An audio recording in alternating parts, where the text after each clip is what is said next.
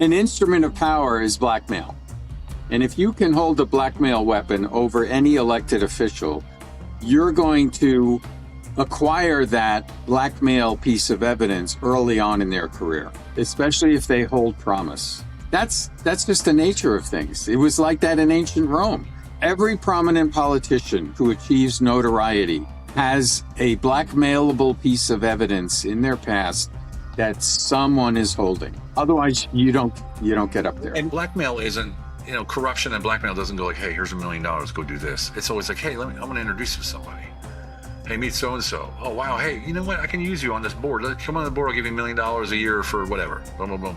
3 or 4 years later, they ask you for a favor and you're like, well, I can't do that. That's not, it's against my morals. I'm like, what are you talking about? Look what we gave you. Look at everything that you have. Look at your position you're in. They don't say it outright, but that's what they're insinuating. And next thing you know, you're doing things you don't even want to do, and you didn't even see it coming because you thought, okay, they did something for me, I'm going to do something for them. Next thing you know, you're beholden. That's how corruption works. It's actually in my book, Incorruptible, all that whole system. Chase Hughes was my co-author. I don't know if you know who Chase Hughes is. Oh, I like Chase Hughes. Yeah, he's a buddy. He was actually one of my first clients when I got out of the military and started consulting and helping people start companies. I helped him start his company. That's so cool, Stephen.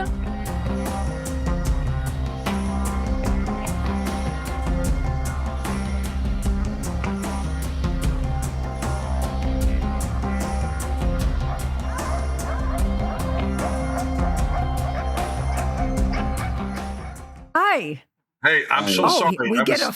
I made this appointment when I was in Italy.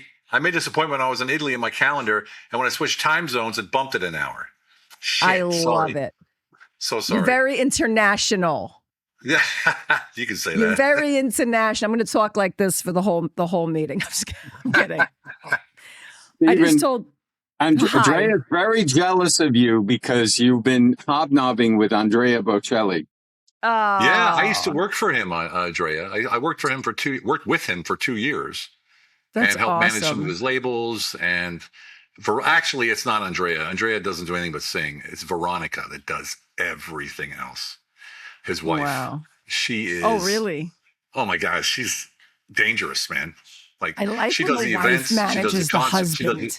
She does the events, she does the concerts, she does all of the outreach, she does the Andrea Bocelli Foundation. She manages everything. Everything. Wow. You look like you're in a freaking space station right now. Yeah. No, this is actually the wall in our living room. Oh, it's a mirror. Yeah. I thought it was actually like vaulted and that you were about to take off in your spaceship. Yeah, this is the ceiling in front of me. What you see up here is the ceiling in front of me. It's okay. I see what's happening right over there. Yeah, it looks like a design from Metropolis, the Fritz Lang movie. It totally looks like some Fritz Lang, 100%. As cheesy as it is, it's this whole apartment was fitted out by a company that does hotel suites. So they went a little over the top here and made it a little bit hotel suite like. No, it's awesome. It is Metropolis. It totally looks like that. I dig it. Hold on, make sure this kid is. Or Bob Guccione, either one. That's probably better. We'll know depending on what the reflection is in the back over there. Yeah, well. Well, it's nice to meet you, Stephen. Thank you for waiting up and doing this with us. My pleasure. I've been intrigued. Guy had mentioned you to me a while back, sent me all of your books and stuff, all principles that I also live by, even though I don't follow through on a lot of these things, which I need to because I'm fucking lazy and I'm so hopeful that things will remain the same, or even though the same is not perfect, it's still, we're not in Armageddon yet. But then my producer, Emily, who Guy also knows, she sent me one of your, I don't know, Twitter posts or something. And I'm like, I know this name. And she sent it to me because she's always railing against what's happening in the Middle East, as is everyone. I mean, I don't really know a human being that is not. When I say that we're taking the news at face value, I don't mean legacy media. I think that a lot of the people that felt disenfranchised during COVID and all of a sudden moved over to this alternative media thing, now we're taking that media at face value. Not everyone, but most people who sort of left their political parties, either never attached themselves to another one or went over to the right. Now we know that that movement is completely broken up into 1,000 pieces. I've been watching these journalists. I haven't been watching the news. I really don't know what's going on in the news. I was very vocal while trying to get Kennedy elected and then Trump, because Kennedy moved over with Trump and we thought we could buy some time with, the apocalypse or medical freedom at least. And now I'm watching everybody filled with hatred once again. Yeah. There was like this lull when Trump got elected where we were all sort of like, well, shit, now what's our purpose? But the purpose was to do what you say in all of your books. The purpose is we have to take over. And, there's not one person who can do anything. And God knows nobody thinks Trump is doing the right thing in all of these little factions of political parties. But I keep remaining hopeful. And people get mad at me like you're an idiot or that I'm naive. You but I'm have like, to. but Hope yes. dies last. There's a saying in German, "Der Hoffnung stirbt zuletzt." That means that hope dies last. If we don't have any hope, what's the point? I totally agree. But I'm always on this trajectory, and Guy always confirms it for me, that it's not Israel, Israel, Israel all day. Like, I'm so sick of fucking hearing it. To me, it almost feels like the lowest hanging fruit now, and everybody's running with this narrative. And I understand. I understand the relationship with America, Israel. I want you to explain it to dumb blondes like me. Like, I want you guys. I know a lot of this stuff, but when I say this to my friends that are, going, MEGA, make Israel great again, or like half my family's Jewish because my brothers married Jewish girls. So I have Jewish nieces and nephews. My boyfriend's band is Israeli. Like we got pegged as white nationalists when we became when we decided to take care of Kennedy and then Trump. That automatically put we didn't get vaccines, so that meant we were racist, white nationalists, all the things. And Drea, you actually hit on something really very pivotal that Stephen can pick up on, and that was the before you lose hope, you still have this belief, or rather this knowledge of human ingenuity, of the ability of people to strive and achieve, and that's where Stephen comes in. But I also believe, and before because I'm not going to speak again, probably, I'm just going to shut up and let you two talk amongst yourselves. Again, this should be like a history lesson for dumb blondes, because I don't, the major political people are not watching this show. People who like to watch TV and stuff like that will be watching the show. So this will be news for them to understand how it actually works, that it doesn't start with, Trump being a slave to Netanyahu. I just think that that's so not strategic enough, considering the history of this world. I just feel like there's so much more to it. So when you talk about, the City of London, the Vatican, what I don't know that you were talking about the Vatican. I always do, because I'm a fucking Italian. So I'm always like, my people are savages. We're the worst ones of them all. It starts with us, and then it goes to the English, and but then when Guy breaks down all the different banking systems, and that's what I want you guys to talk about and try to educate us for people who really don't understand all of the sort of intricacies. And then, against the whole backdrop of the Middle East, what happened with Iraq. I mean, you're in Turkey. What's happening with Turkey right now? I feel like these are all really interesting, huge moves being made. Plus, you said, and that's what my girlfriend sent me, my producer sent me. She's like, look, he's talking about what you're always talking about. And there was some kind of an announcement that you mentioned that might be made. And I know you were talking about people that were on in the inner sanctum with the president in the Oval Office. And we also know now that he has maybe fucking 5 people around him now. Like, it's become so small, Yeah. and so concentrated. that there's not really many leaks or whatever, but I'm interested to know. You guys talk. I'm going to stop talking. I'm going to keep drinking my coffee. I wish I had a cigarette. Stephen, I told her that she's surrounded by 2 tank commanders. So There we go. There we go. It's my Go ahead. biggest fantasy, guys. Yeah. I said to Guy, this is my military menage over here.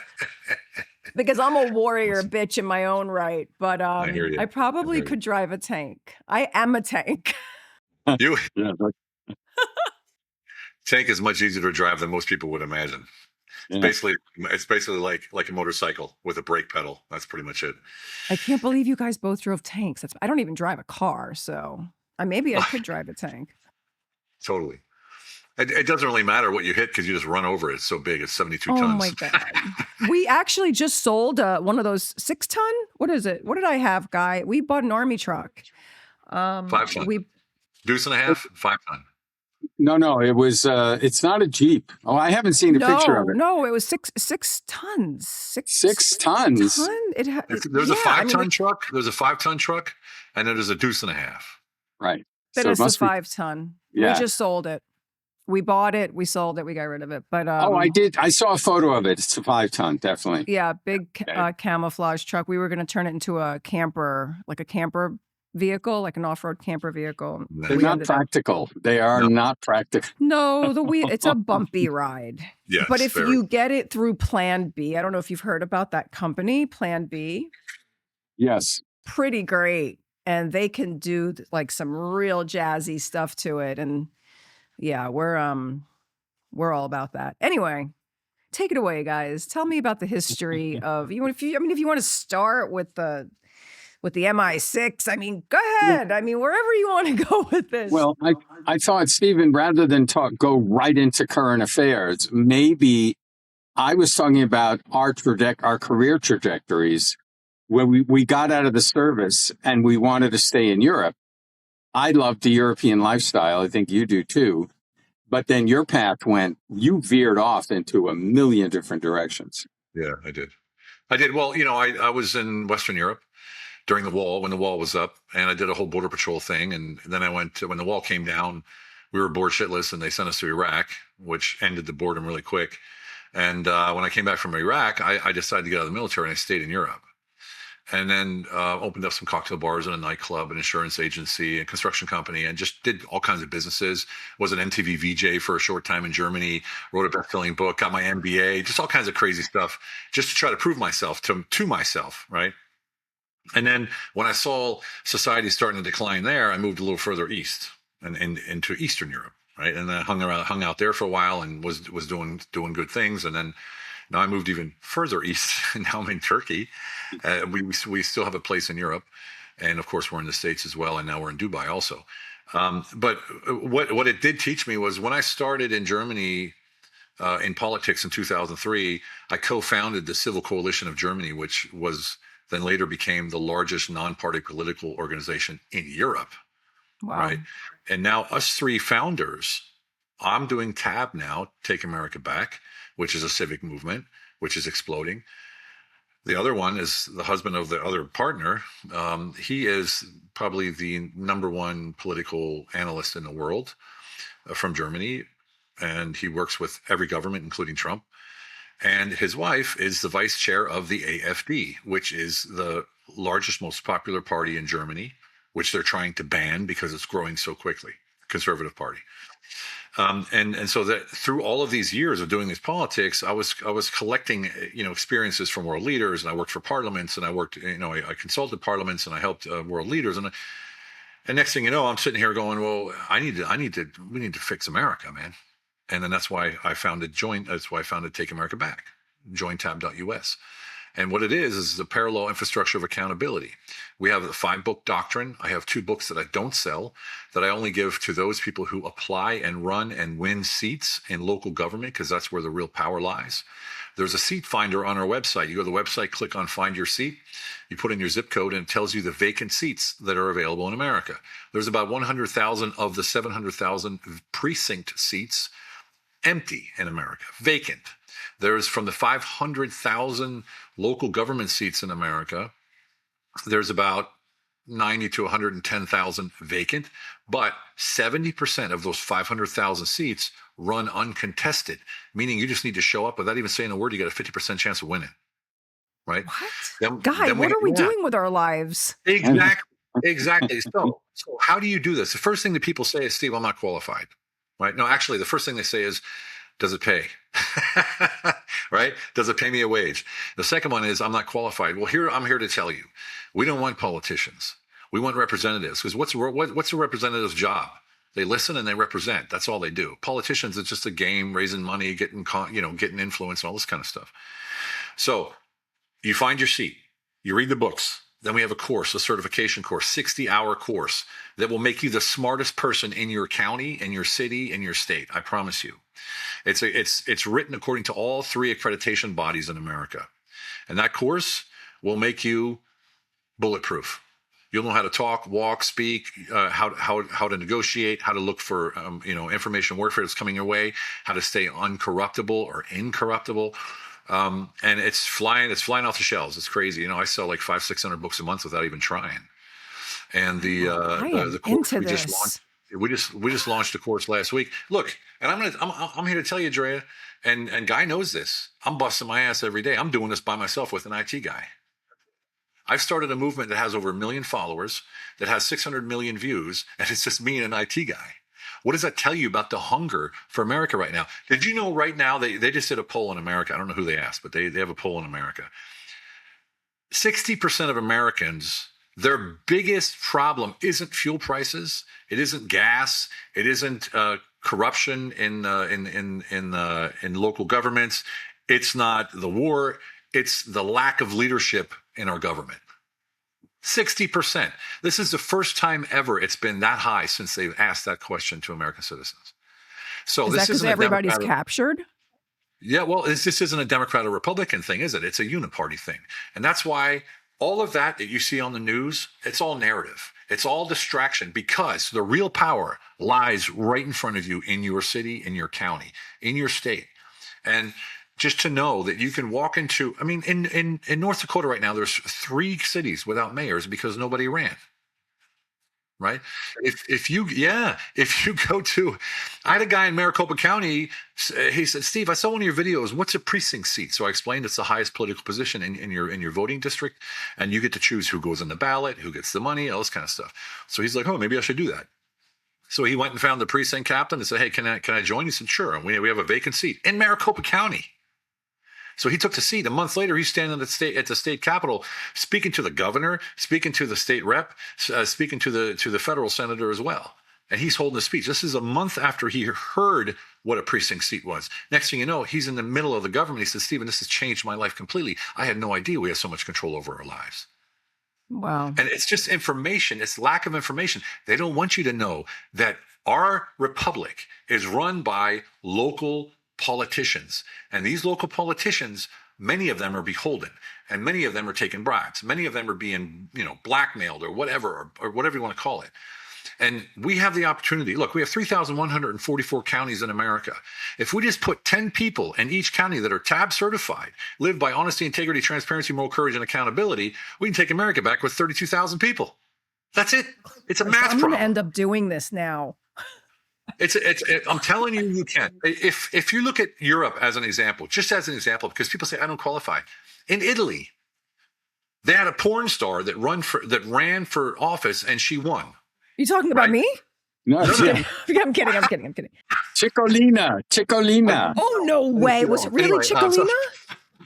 So you have Arnold Schwarzenegger ran and won governor. You have people in Europe that are 0 qualification, and they run and they win.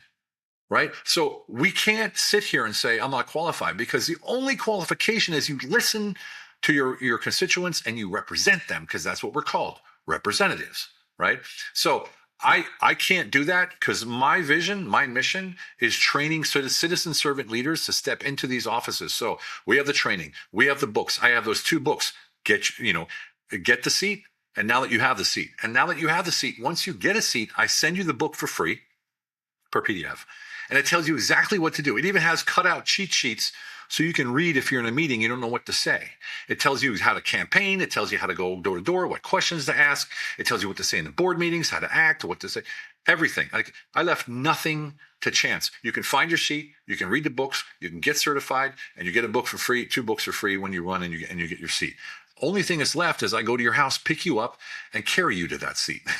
I mean, this is like the citizens' version of the young global leaders where we will infiltrate the cabinets.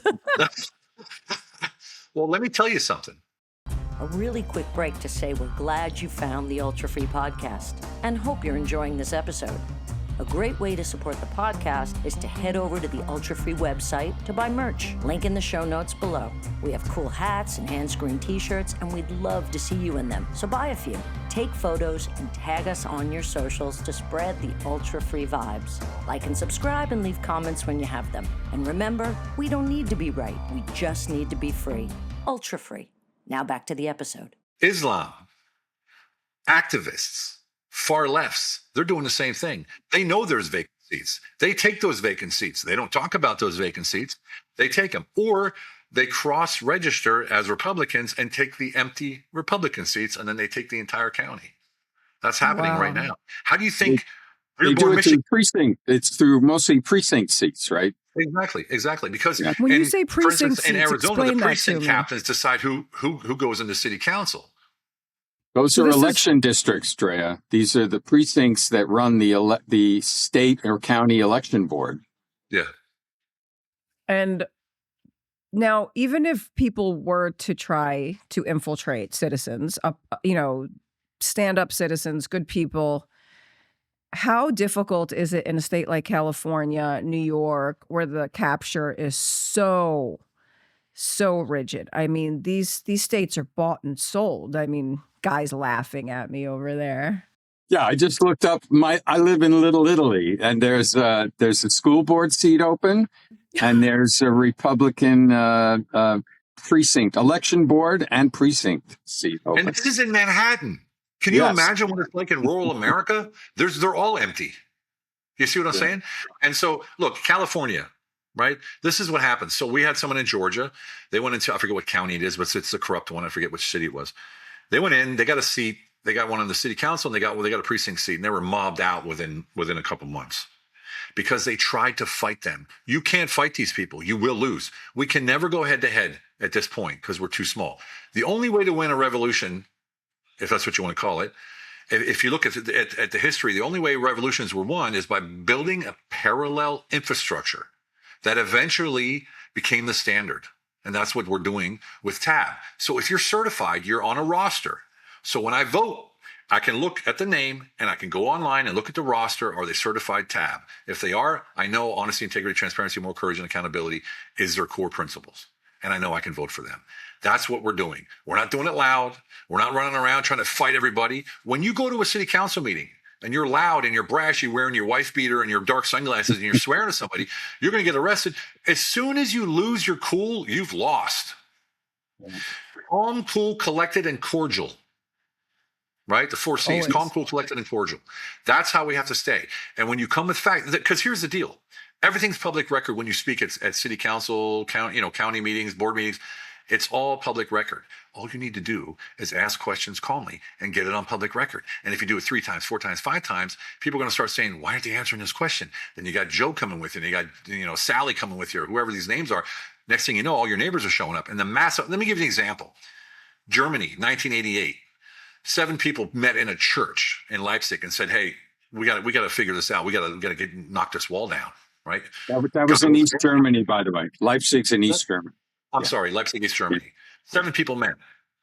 Within 6 months, it was 300,000 people were showing up to that church. And one day they said, wait a second, look how many we are. Why don't we just walk across the border? And they did. No fires were, no shots were fired, no political problems. They just walked across the border, and suddenly the wall was gone.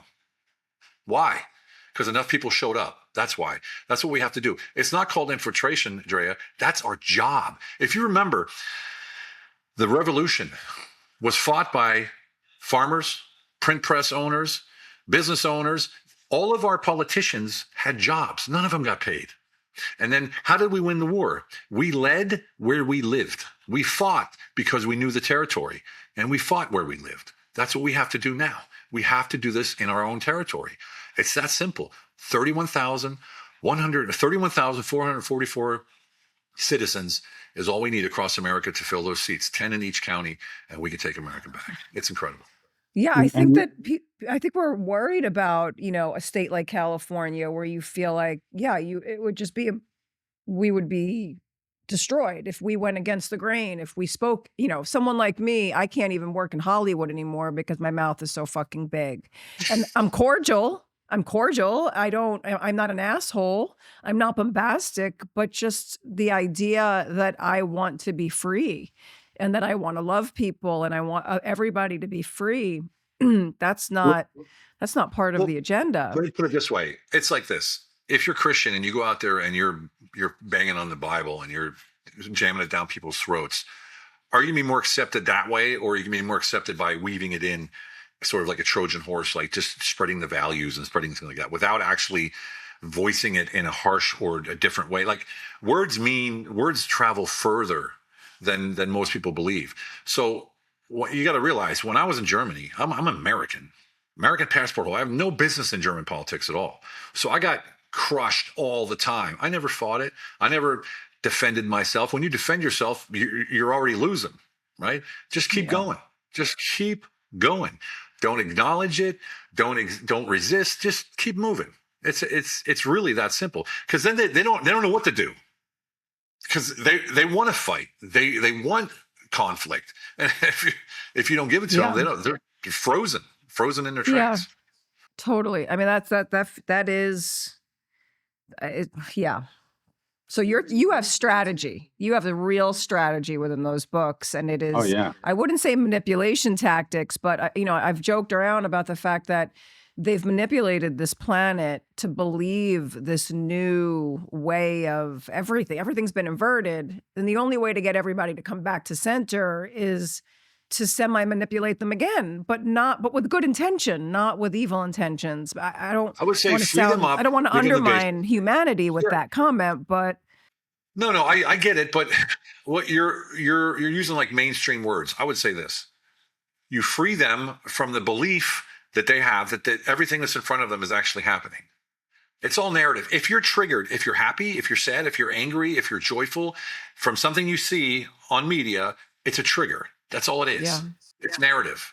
So you got to think for yourself. And everyone's I think for myself. I watch this. I watch that. You're not thinking for yourself. Thinking for yourself is following your intuition. You know right away if something's right or wrong, if something feels off. That's what you got to listen to. Yeah. Right? That's how you become free.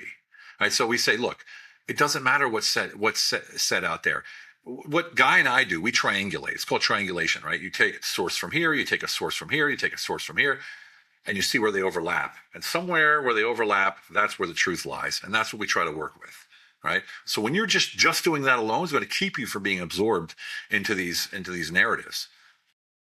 Yes. And I think that's why I get along with Guy so well. Because when I leave him messages, I literally am asking him, I am not only triangulating him, I am strangling him. I will bring up 50 different topics and want to know how they overlap.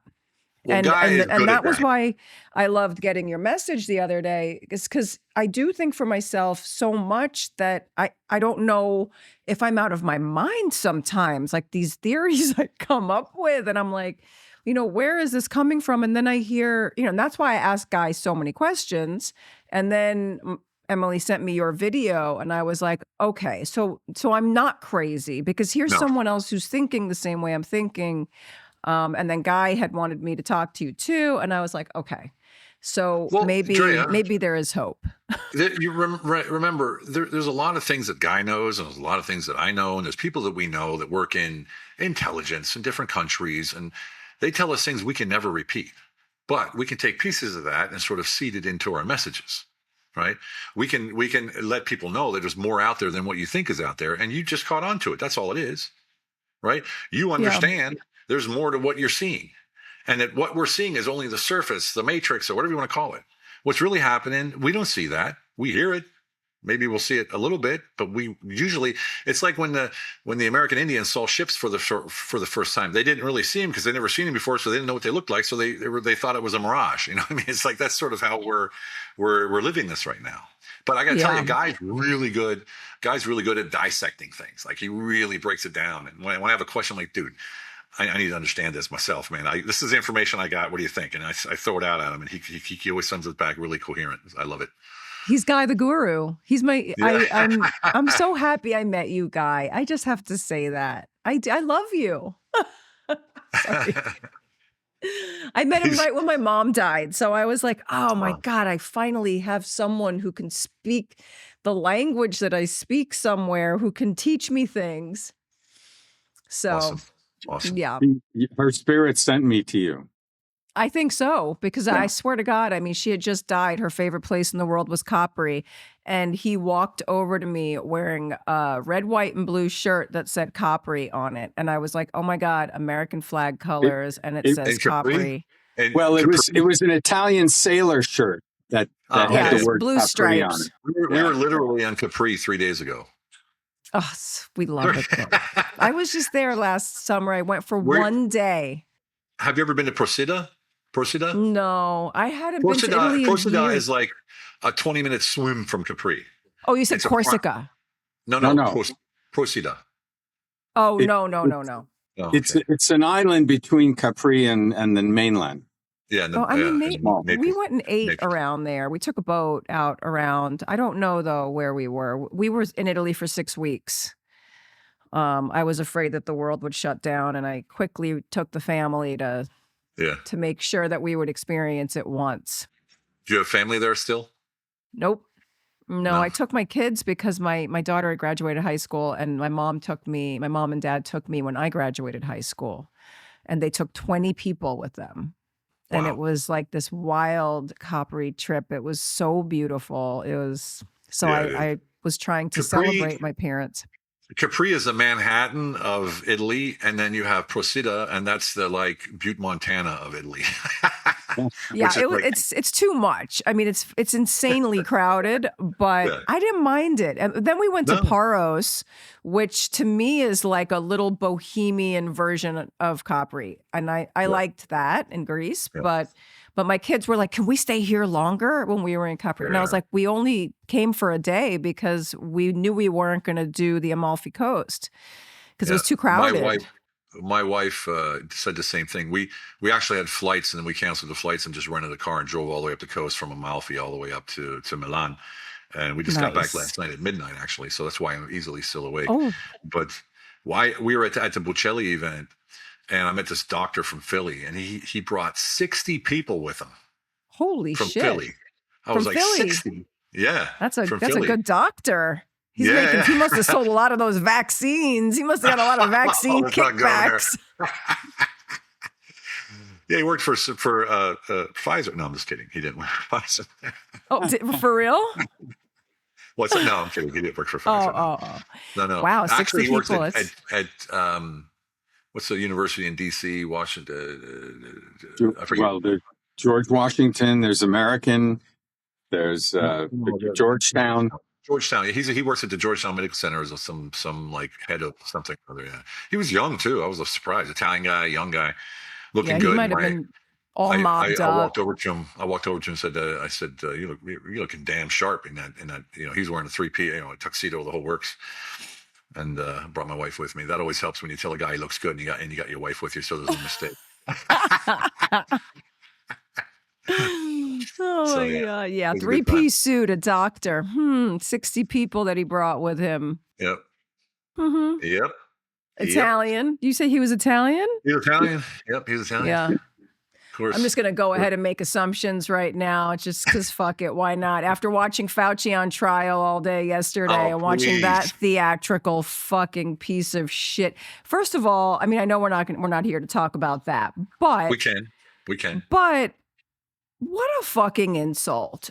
Even Congress to me at this point. Like, you don't think they knew he was going to do that the whole time? Like, what is this fucking parade? It's a fucking parade. What was that? What is that trying to deflect from? What's really happening in the world right now that they're trying to distract us from? First of all, the people who want it out there, he's not going to say it, so they have to say it. And the only way that it's going to get real public, vision or view is to do it in a setting like that. So that's why they were asking all these questions, basically narrating. You did this, you did that. This is what happened. This is because he's not going to say it. So they're going to say it for him and to say, do you agree? I plead the fifth. First of all, he has no Fifth Amendment rights because he got pardoned. Right. That automatically erases any sort of so stupid. Right. I know, like I see, and I think one of them said, I don't know, Josh, what's his name? Senator Hawley. Josh. Hawley. I love Josh Hawley, though. I do love that kid. He's awesome. He's awesome. Yeah, it's frustrating because there's so many people out there that knew this was wrong, kept their mouth shut because they were scared of getting canceled, losing their job, getting fired, or whatever. And more people died than you can imagine. I'm not going to give you a number, but it's, let's say, whatever you think it is, it's times 100. I mean, I'm not even joking. Globally. Oh, right? I know. And it's sickening to me. It's sickening to me that they took the flu and turned it into something that it wasn't. Yeah. I mean, Emily was asking Guy before we did this interview today to ask you guys what you think about the PrEP Act and, the whole Fauci thing in terms of that, and whether or not it's true that that Kennedy could overturn that with one signature. But I mean, I know, look, the same way we're going to eventually later on get talked about Trump in the Middle East and what's going on there, is the same way we could talk about Kennedy and, and his position and the kind of moves that everybody wants to see made, but it's just not that simple and it's not that easy. And everybody's, and why isn't it easy? Why do you think it's not easy? Why do you think it's not easy? I just think that there's just more going on than what, there's a lot going on, but I don't think it's what you think it is. I don't think it's what anybody thinks it is. I agree with you, which is why I always have a little more faith in the, a little more patience, not faith, but a little more patience in the strategy and how it's going to unfold, what the tactics are. Everybody's just looking at this. Everybody's just picking sides and running with that side's narrative. And then that's the fucking story. Like I was telling Guy, I really wanted you guys to talk about the stance that all these journalists are taking right now. Huge journalists, obviously, in the alt media at this point. I mean, Tucker Carlson's considered alt media. All of their group that have stuck together, and with the, about Israel and stuff like that, but none of them will talk about the origins of who's controlling, say the Mossad and the CIA. And Drea, you're like Toto in The Wizard of Oz. You want to pull the curtain aside and expose the wizard. Yeah. Yes. Let's fucking go. Let's stop wasting all this fucking time. Okay, but I know that there's strategy involved here because everybody will get fucking killed. So, so that when I go back to the PrEP Act, because I always digress. So I don't think Kennedy can do certain things that quickly. But, to roll out the hantavirus vaccine and give, so that they can prepare for that, or, and a lot of people are so pissed off at Trump because they don't believe any fucking thing he's saying now when he's giving, liability to Bayer for glyphosate, or there's just so many little pieces. And then you look at the Stephen, welcome to my world. This is what I deal with when she leaves me a message 15 minutes long. And also, can you also explain Trump's timeline? I'd like to understand from Venezuela to, all of these little, I guess Venezuela to Iran and how that all connects and stuff. But yeah, there's just nobody has any faith in anything right now. And I am really not confused, but I find it very interesting watching all these journalists squirm right now. Well, let him give you some perspectives. What do you want to go up first? Now? Sorry. What do you want to go with? I would say she's hitting on something. We elect or are happy certain people get in high office. Like, for example, the president or the head of Health and Human Services, RFK Jr. And then we expect them to do all the heavy lifting. It's like, okay, buddy, I voted for you. Or You know, the guy I voted for has now appointed you the head of all health in America. Work your magic. Yeah. I don't. I feel like No, I have a little more patience than my friends who are like, fuck these people. I can't believe we fucking voted for them.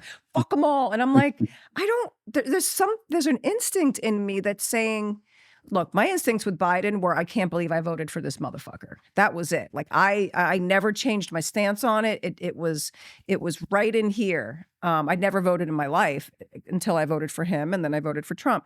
I still don't feel that way right now. I still think that there are things being done that no one, but it concerns me when someone like, say, Tucker, who knows fucking everything. He's been briefed on everything, I'm sure. So why not I wouldn't go that it? far. I wouldn't say that. Well, I think at least he used to have a lot of inside information. Maybe he doesn't now. Maybe he's really been pushed to the outside. I like him. I always loved him and listened to him talk and everything. But I watched a few interviews yesterday and I was like, what's going on? Some people think he's captured by demons. Some people think that there's just, and then Tucker thinks that something happened to him in Butler, Pennsylvania, and he's not the same person. And for some reason, watching that, it could be absolutely nothing, but I am definitely sort of like, who's getting closer to any truth? I don't know that Tucker is. Yes, I agree with Tucker. War sucks. Stop killing innocent people. Let's not do that. But I still think the strategy is much bigger than just wartime. And I know that you guys have been talking about that. I know you were, Stephen, and that was the post that my girlfriend sent me. So let's break it down a little bit. Let's start with Venezuela. Go. So you remember when they put a blockade of ships off the coast of Venezuela, right? So what they were doing there is they were surveilling all that was going on in Venezuela with the narco money, right? So there's billions and billions of dollars going overseas from the narco money, and who controls that? That's the City of London, the globalists, right? So they watched all that. Then they went in and they shut it down, right? Basically took it over. Then they took over the oil fields. Then they boxed in Colombia. They put Mexico on notice as well. Look, this is now the Monroe Doctrine. This is our hemisphere. Don't mess with us, right? Russia has their hemisphere. China has their hemisphere, right? So that's basically what it is. Then it moved over to Iran. Now, what's something you got to know about Iran is Iran's been working with Harold Lutnick's company and Tether since 2020, processing the fees at the Strait of Hormuz with USDT, right? So we've been working with the Iranians since 2020, at least since 2020. And Harold Lutnick's company, who is our Secretary of Commerce, is running through his company. They own 40% of Tether, or 60% of Tether, I think it is. A large Will amount. You explain what that is for people, for my friends who have absolutely no idea? Yeah, USDT. Yeah, it's a stable coin. Yeah, it's crypto, basically. It's crypto. So they're taking crypto at the Strait of Hormuz, or yen, and that crypto goes through an American-owned company which sits in South America. And that company is ran by the son of Harold Lutnick, who he handed it to when he became Secretary of Commerce, right? So because you have to give up your companies when you become a cabinet member. So if you look at that strategy, it's what Trump looks like he's doing is taking over the control of the monetary system, or the economic system, or the drivers of the economic system. Because oil is a big one, but that's not the only one. That's one of the big ones. So if we have Venezuela locked down, we have all the narco money stopped. It flows into our hands now, or it stops flowing altogether. And then we go to the Middle East, and we work with Iran this whole time. And until recently, we didn't see many photos of bombs, of planes, of explosions, nothing like that. But maybe once a month we saw something. Now, recently, we've seen something. And in my opinion, the IRGC is controlled by the globalists, and let's say the leadership in Iran, they're sort of on the side of the sovereigns, which is what Trump is trying to establish, the sovereign sort of movement, I guess you could say. My only thing is this. If the City of London controls all the economic things, and they've controlled basically the globe for 100 years, and Trump rips it away from them using Russia as leverage, Iran as leverage, now Turkey, Looks like they're making some moves as well. We can talk about that in a second. And of course, South America. What are we going to end up with? Because if we end up with the same system under a different master, it's still the same system. That's my only question. I don't know where this is going to lead, because you see what's happening: more surveillance, more control, more of that 1984 sort of theme. But that's what it looks like right now. If you listen to like Promethean Action, Susan Kokinda, and all these people, they're like absolutely pro this. It's not that simple, I promise you that. If we flip real quick to RFK, I might get in trouble for saying this, but I'm gonna say it anyway. When he hit office, his childhood friend is a buddy of mine. And he says, Stephen, you need to work with RFK with your knowledge of what you've done in Europe and all this kind of stuff, especially in the health sector. I'm almost 60, and I've been in the health and fitness sector for, 20, 30 years, nutrition, you name it, peptides, the whole works.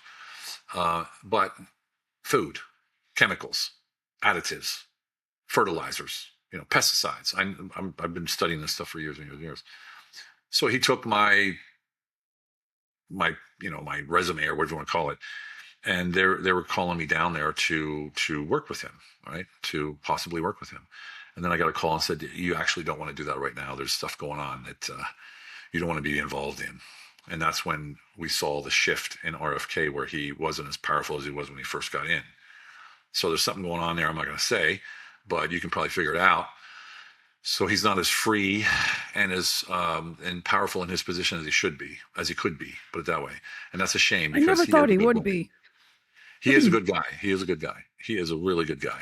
A buddy of mine, Ron Lynch, did his documentary, The Real RFK Jr. It's actually my co-author in three of my books, Ron Lynch. So there's a lot going on that most people don't know. And whatever you see on the surface isn't the whole story anyway, ever. Not once, ever, never.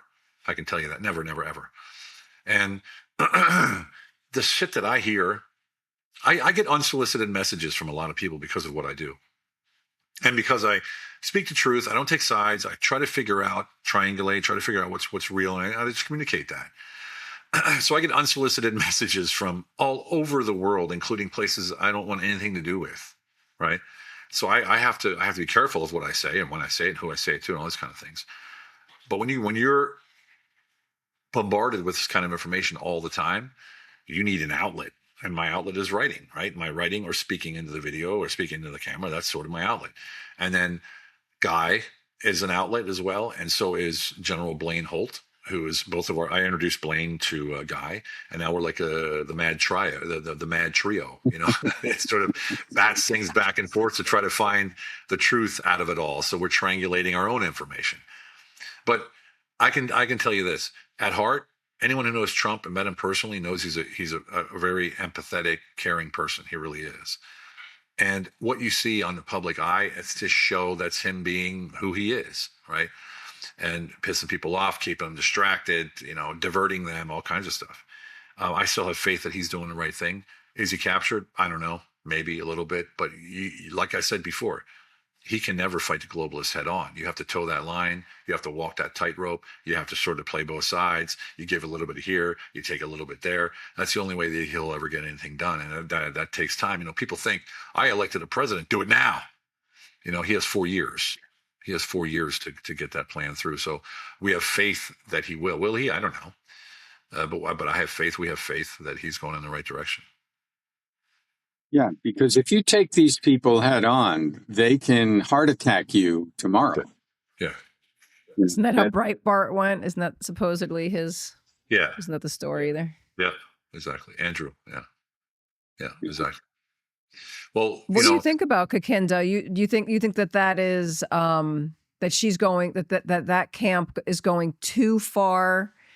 I mean, she was talking about all those sanctions being City of London, like if you follow the Iranian sanctions, that they weren't actually Iranian, that they were dismantling the City of London. And that's interesting. And nobody knows that. People don't fucking know that.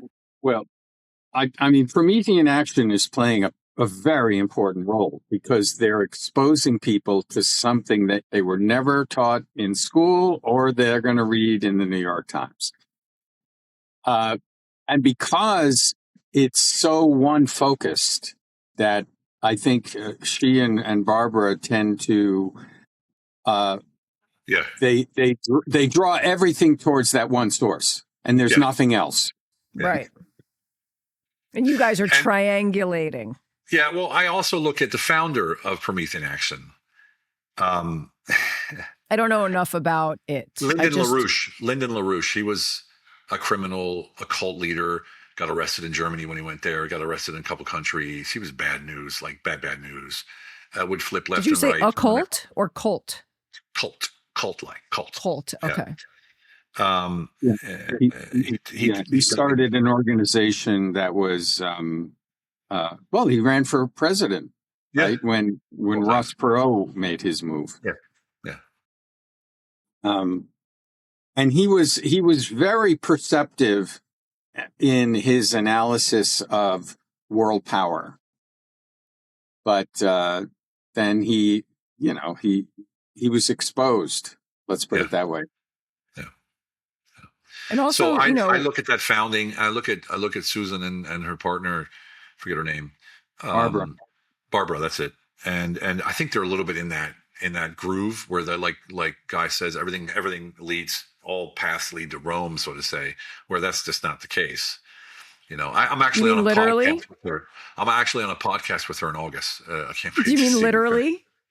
Well, all paths lead to Rome, like to the Vatican? I don't mean that. I didn't mean that in their case, but literally, yes. All paths. Actually, it's Venice. It's not Rome, but it's Venice. I haven't even heard them talk about any of that yet. I've only heard them talk about City of London. She doesn't get into the Venetian. No, it's not. What about Watkins, Guy? Remember we were talking about, she's also of that. I mean, sometimes I'm not going to say QAnon here, but there's definitely this sort of, I don't know if it's trying to like idealize your hero or so. I don't know. I don't know what like the whole. You mean General Patton, my hero? No, I'm kidding. No, not you.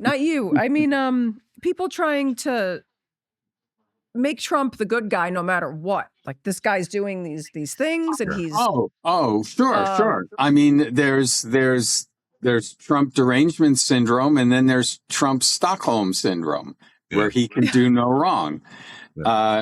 But there are people in between that are just, there's the MAGA people that are all divided now. And again, when you listen to someone like Kakinda or even you, which I'm not saying, I know you guys have a broader sense of and it's nuanced, like everything's nuanced. It's funny because I was listening to her and other people talking about, people's ideologies and sticking to that and not ever, because they're on this particular side and they're connected to this, that they can't branch out and there can't be nuance to what they're feeling about a certain political movement that's being, whether it be the war or a financial thing. I mean, you listen to people like Catherine Austin Fitz talking about the financial system and you're like, you just want to go crawl under a rock. And now I'm questioning even the things she's been saying.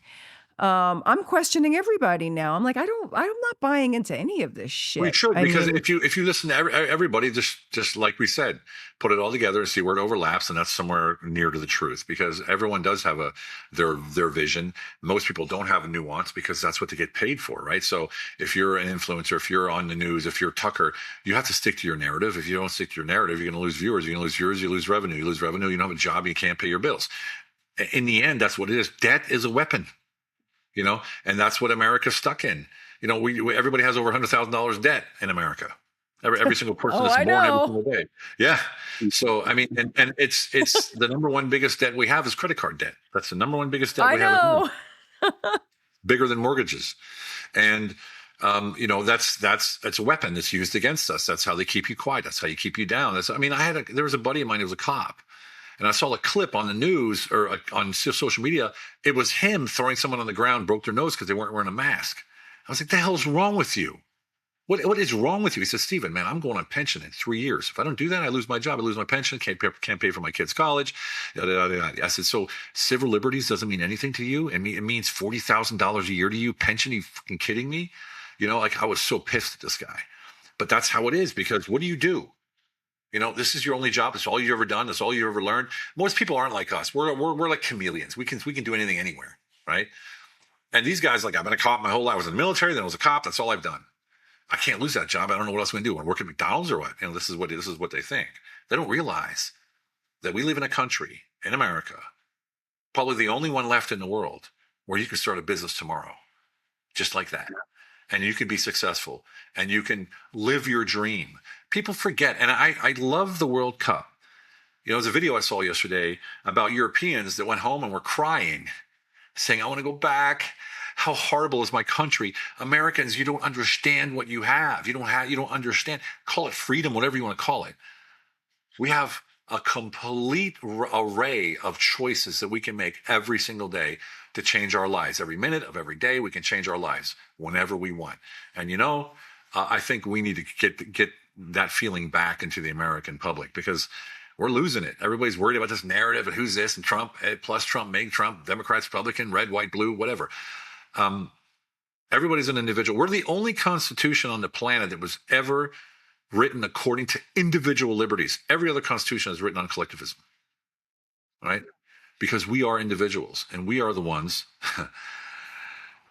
Let's face it, we're the most powerful, influential, put it this way, influential country in the world. Go to any country, you're going to see ball caps with LA, Philly. Yesterday I was on the way back on a connecting flight in Sarajevo, of all places. And there was a little kid wearing an A's hat, So the Oakland A's, I don't know if they're Oakland anymore, but when I was a kid, they were the Oakland A's. And I was like, wow, you're wearing an A's hat. I haven't seen one of them for years. And he's like, what does it mean? He had no idea what it was. Oh, it just looked cool. Would you ever move back here? Yeah, we're going to move back. We're not full time, but we're going to move back. We're going to move back, but not full time. Not full time. Definitely not to California. Even though I lived in California for a little bit there in Irvine, California, OC. But we'll probably go to like somewhere. Drea, I'm working on Steven to join us and General Holt. I won't mention the state, but you know where it is. Yeah, we all have to live together. I have to be with Guy, no matter where he goes. Well, I'm going to have to take care of him in his old age. Guy, I think that Guy, for me, that's for me personally, that wouldn't be a bad idea. What you're talking about there with Blaine and you, and you've got, and plus that town needs some overhauling as well in their party system. So we could do some damage there. But my wife is still not to that point where she would want to move to a place like that's so, let's say, secluded in that place. So yeah, got to keep happy wife life. You mentioned Turkey, the role of Turkey in the world now, and because Drea was saying before you came on, she saw Trump and Erdogan hand in hand, arm in arm, sort of waltzing across the stage like they were serenading each other. Well, he was holding on to Trump. It was endearing to me, whatever. But I do understand a little bit about what's going on with the Strait of Hormuz, and then the Iraqi prime minister, the meeting between Zaidi and I think a lot of that is all kind of, that's overlapping. So, and I don't know that a lot of people understand that in the mainstream as much. Yeah. So maybe we could talk about that a little bit. Well, okay. When the NATO conference was held in Turkey last month, or beginning of this month, it's still July. And Trump said the only reason he's going is because his friend Erdogan is hosting it. Now, Erdogan has been speaking out loudly against Israel recently. Don't forget, though, that Israel is one of the major importers of Turkish goods, right? So there's something going on there that we don't know. It's probably a game. Then, on the other hand, they had the Russian air defense systems, and that's why they were kicked out of the F-35 program years ago, 2019. And Trump went in the NATO conference and said, hey, you know what? Maybe we'll give you the F-35s, but you got to decommission or send away the Russian air defense systems. He might send them to Cyprus. Who knows? Just to mess with us. But what was interesting was that Turkey sold off 89% of the U.S. government debt that it owned. Typically, you don't sell those. You use that as leverage to loan more money, right? So they sold 89%. And that's a big hit. Yeah, that's a big hit because that's where America was holding its debt. And don't forget, I worked as a mediator for some investment funds here in Turkey, and they're all 401k investment funds in Turkey for American 401ks, right? So there's a lot going on here that is not being reported. If American companies and pension funds are putting their money in Turkish investment funds, there's a reason for that. Now, Turkey has become independent over the last 20 years. Their own military, the second biggest in NATO. They're manufacturing their own weapons, their own rockets, their own jets now, right? They're basically autonomous. And now they just signed a deal with Russia for, I forget how many billions of dollars, to build a power plant here and run it for them. So they're selling American treasure. So Trump goes there, hugs them, kisses, all this kind of stuff. At the same time, actually before that, they sold off all that debt, and then they let Russia come in, right? And they're fighting. They're pointing towards Israel. Then you got Israel saying, Turkey is the next Iran. We have to go attack them. Now, what people think about Turkey is it's like a Muslim state and everybody's running around. Not at all. I could show you out the window right now if it was daytime. There's women running around here with bikini tops on and short shorts. It's like any other coastal town where I live, right? It's like any other beach town where I live. It's not what you think, a Muslim country, and all this kind of stuff. There's 3 churches within eye shot of me.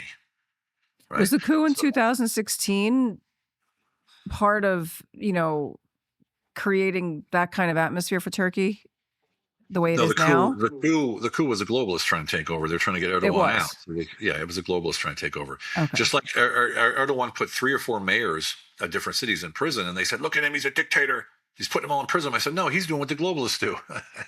He's just doing it to them. So they can't stand it. Right? Another Obama. Obama had the 2014 coup in fucking Ukraine, and then 2016. Yep. Great guy.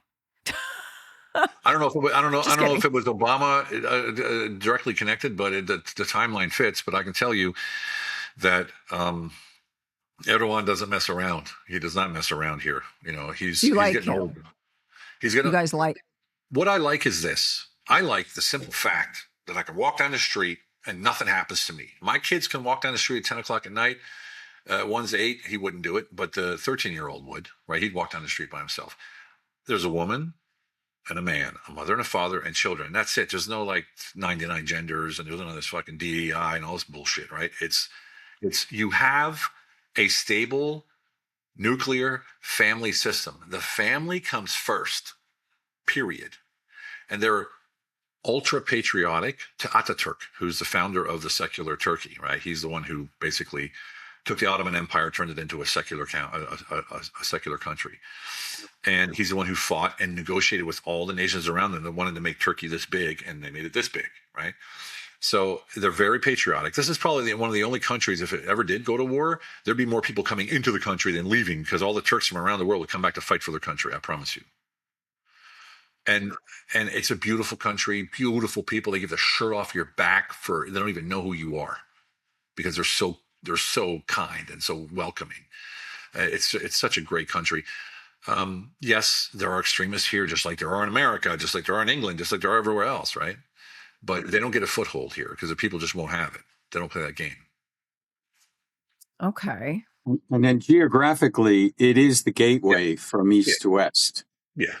And north to south as well, actually, in that region. Right. Yeah. Well, Guy, when I was asking you about that pipeline, or not necessarily a pipeline, but another way of transporting oil without, bypassing the Strait of Hormuz, and you were like, what the fuck are you talking about?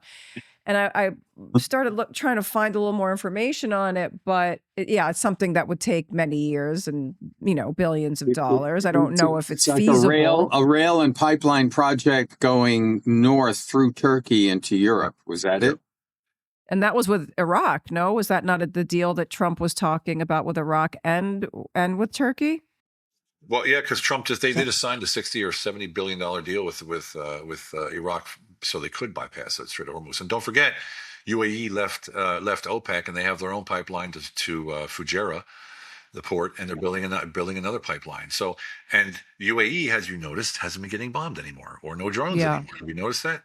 Yeah, I have friends in UAE. Actually, at the Bocelli event, I met an American woman. She's lived in UAE for 20 years. She said, "Why aren't we getting bombed anymore?" I said, "Think about it. They left OPEC. Whose side are they on now?" Right? right? So doesn't that give you an indication about Iran's intentions? If they're suddenly not sending drones to UAE because they left OPEC and now they're sort of in the sovereign state kind of thing, sovereign limbo. See, these are all sort of little patterns and little fractals and just signals going out there, and you have to like put them together and say like, why are they suddenly? Because you remember UAE got hit. Actually, we were there last month, and we stayed next to the Fairmont, which is the one that got hit by drones because I wanted to see the damage, and they said it was like It's in Dubai. We're talking about Dubai right now, right? sorry, yeah, Dubai. And the guy's like, it was like a taxi got scratched and there was like some smoke in the ground and that was about it. But they made So you a big deal actually out of it. saw what was going on. Yeah. Oh yeah. We travel all over the place. And being So- a combat veteran, I'm always sticking my nose in places like that. Like when the Arab Spring broke out in Egypt and in Cairo, 2 days after it broke out, I booked a flight. And I went to Egypt. You're like a journalist. Yeah, I wanted to be boots on the ground, I wanted to see it for real, see what's going on. So A war junkie. yeah. Wow. I can't do that anymore, but I did it back in the day. Okay, so for the dummies out there like myself, who's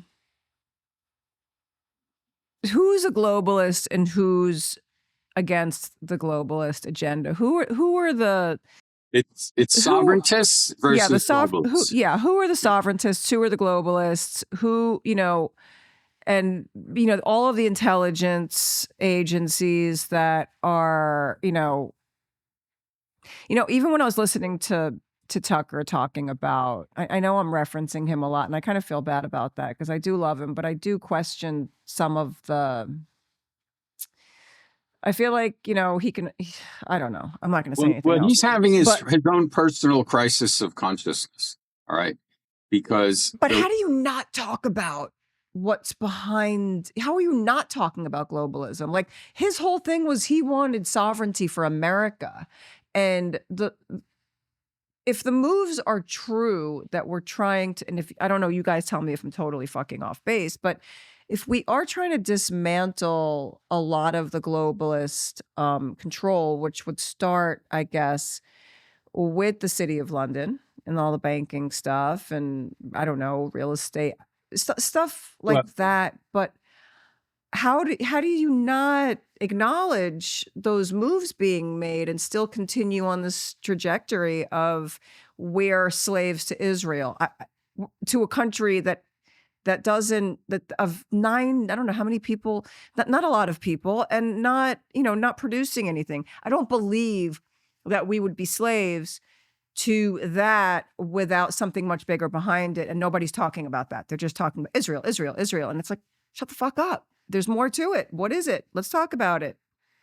And you're a journalist with a big platform. It's your job to fucking tear it apart. It doesn't make you a conspiracy theorist, but speculate. At least, I don't know. Again, we can only assume, but for me, it's about revenue, self-preservation. There's certain things that if you bring it out and you're too hard on it, you could be like I said, heart attack tomorrow morning, and tragic loss, yeah. They're going to take down the lady then. It's going to be the fucking, the one running through the woods on The Sopranos in her pajamas right now, trying to get to the heart of the matter. I mean, we can speculate. We don't have to say we know. We can just say we think, or this is a possibility, or this is another. Also, I mean, how do when you talk about, like, a lot of things I say is based on information that I have. And like I said, sort of putting it together, patchwork kind of stuff. You can't really say things for certain unless you're in the know, and it's purposely fragmented because there are very few people in the full know, because that's just dangerous. It's like being in a room and someone starts telling you something. You're like, whoa, no, don't stop talking. I don't want to know this, because it's bad news. Because if you know that they know that then you're beholden. Right. Then you have to do what they say or you're gone. So you got to be careful what you say out there. And unfortunately, that's just the way it is right now. Again, though, the only way we can beat this is if we come together, stay calm, cool, collected, and cordial, and we move forward together. And we have a show of force of just mass amounts of bodies just showing up. That's the only way we can make this work that I see. I don't know, correct me if I'm wrong, guy, but I don't see any other way. We can't attack him head on. We can't fight him head on. We can't call him out. Hey, I know what you're doing. You're gone. As simple as that. And who wins then? They do. Yeah. And So besides, this is the long game. how do you take on all these nation state organizations, the UN, the IMF, the World Bank, the WEF, the World Health Organization? You can't directly take them on. What you do is you have republic. The United States is the most important republic in the world today because the principles in the Constitution, the Bill of Rights, and the Declaration are still alive, not just on paper, but in the structure of our government. All that's happened is that a corporate oligarchy has slipped in and has taken over the day-to-day operations of the republic.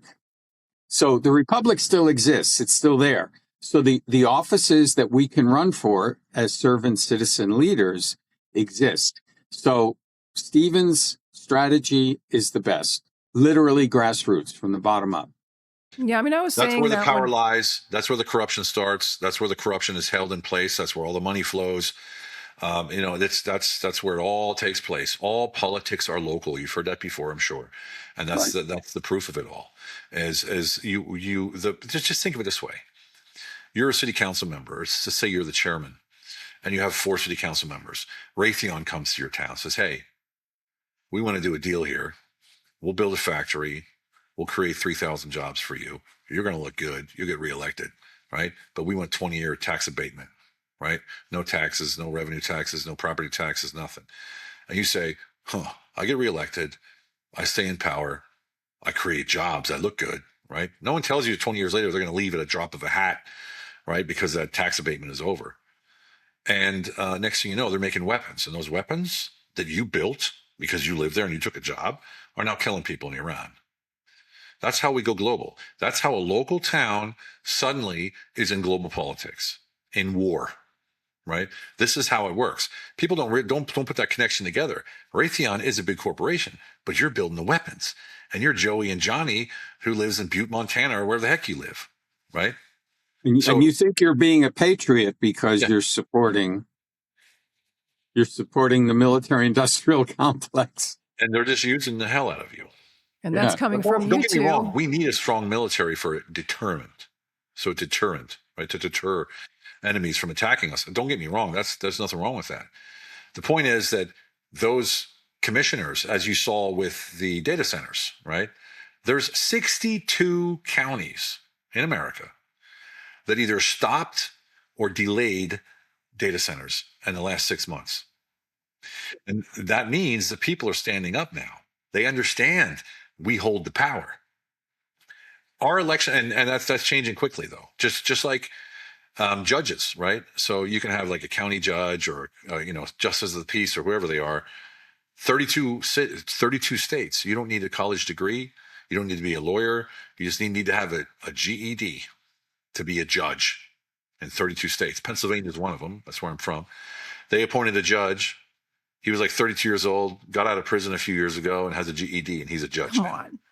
No, Wait. I'm so did. confused. Yeah. What? Yeah.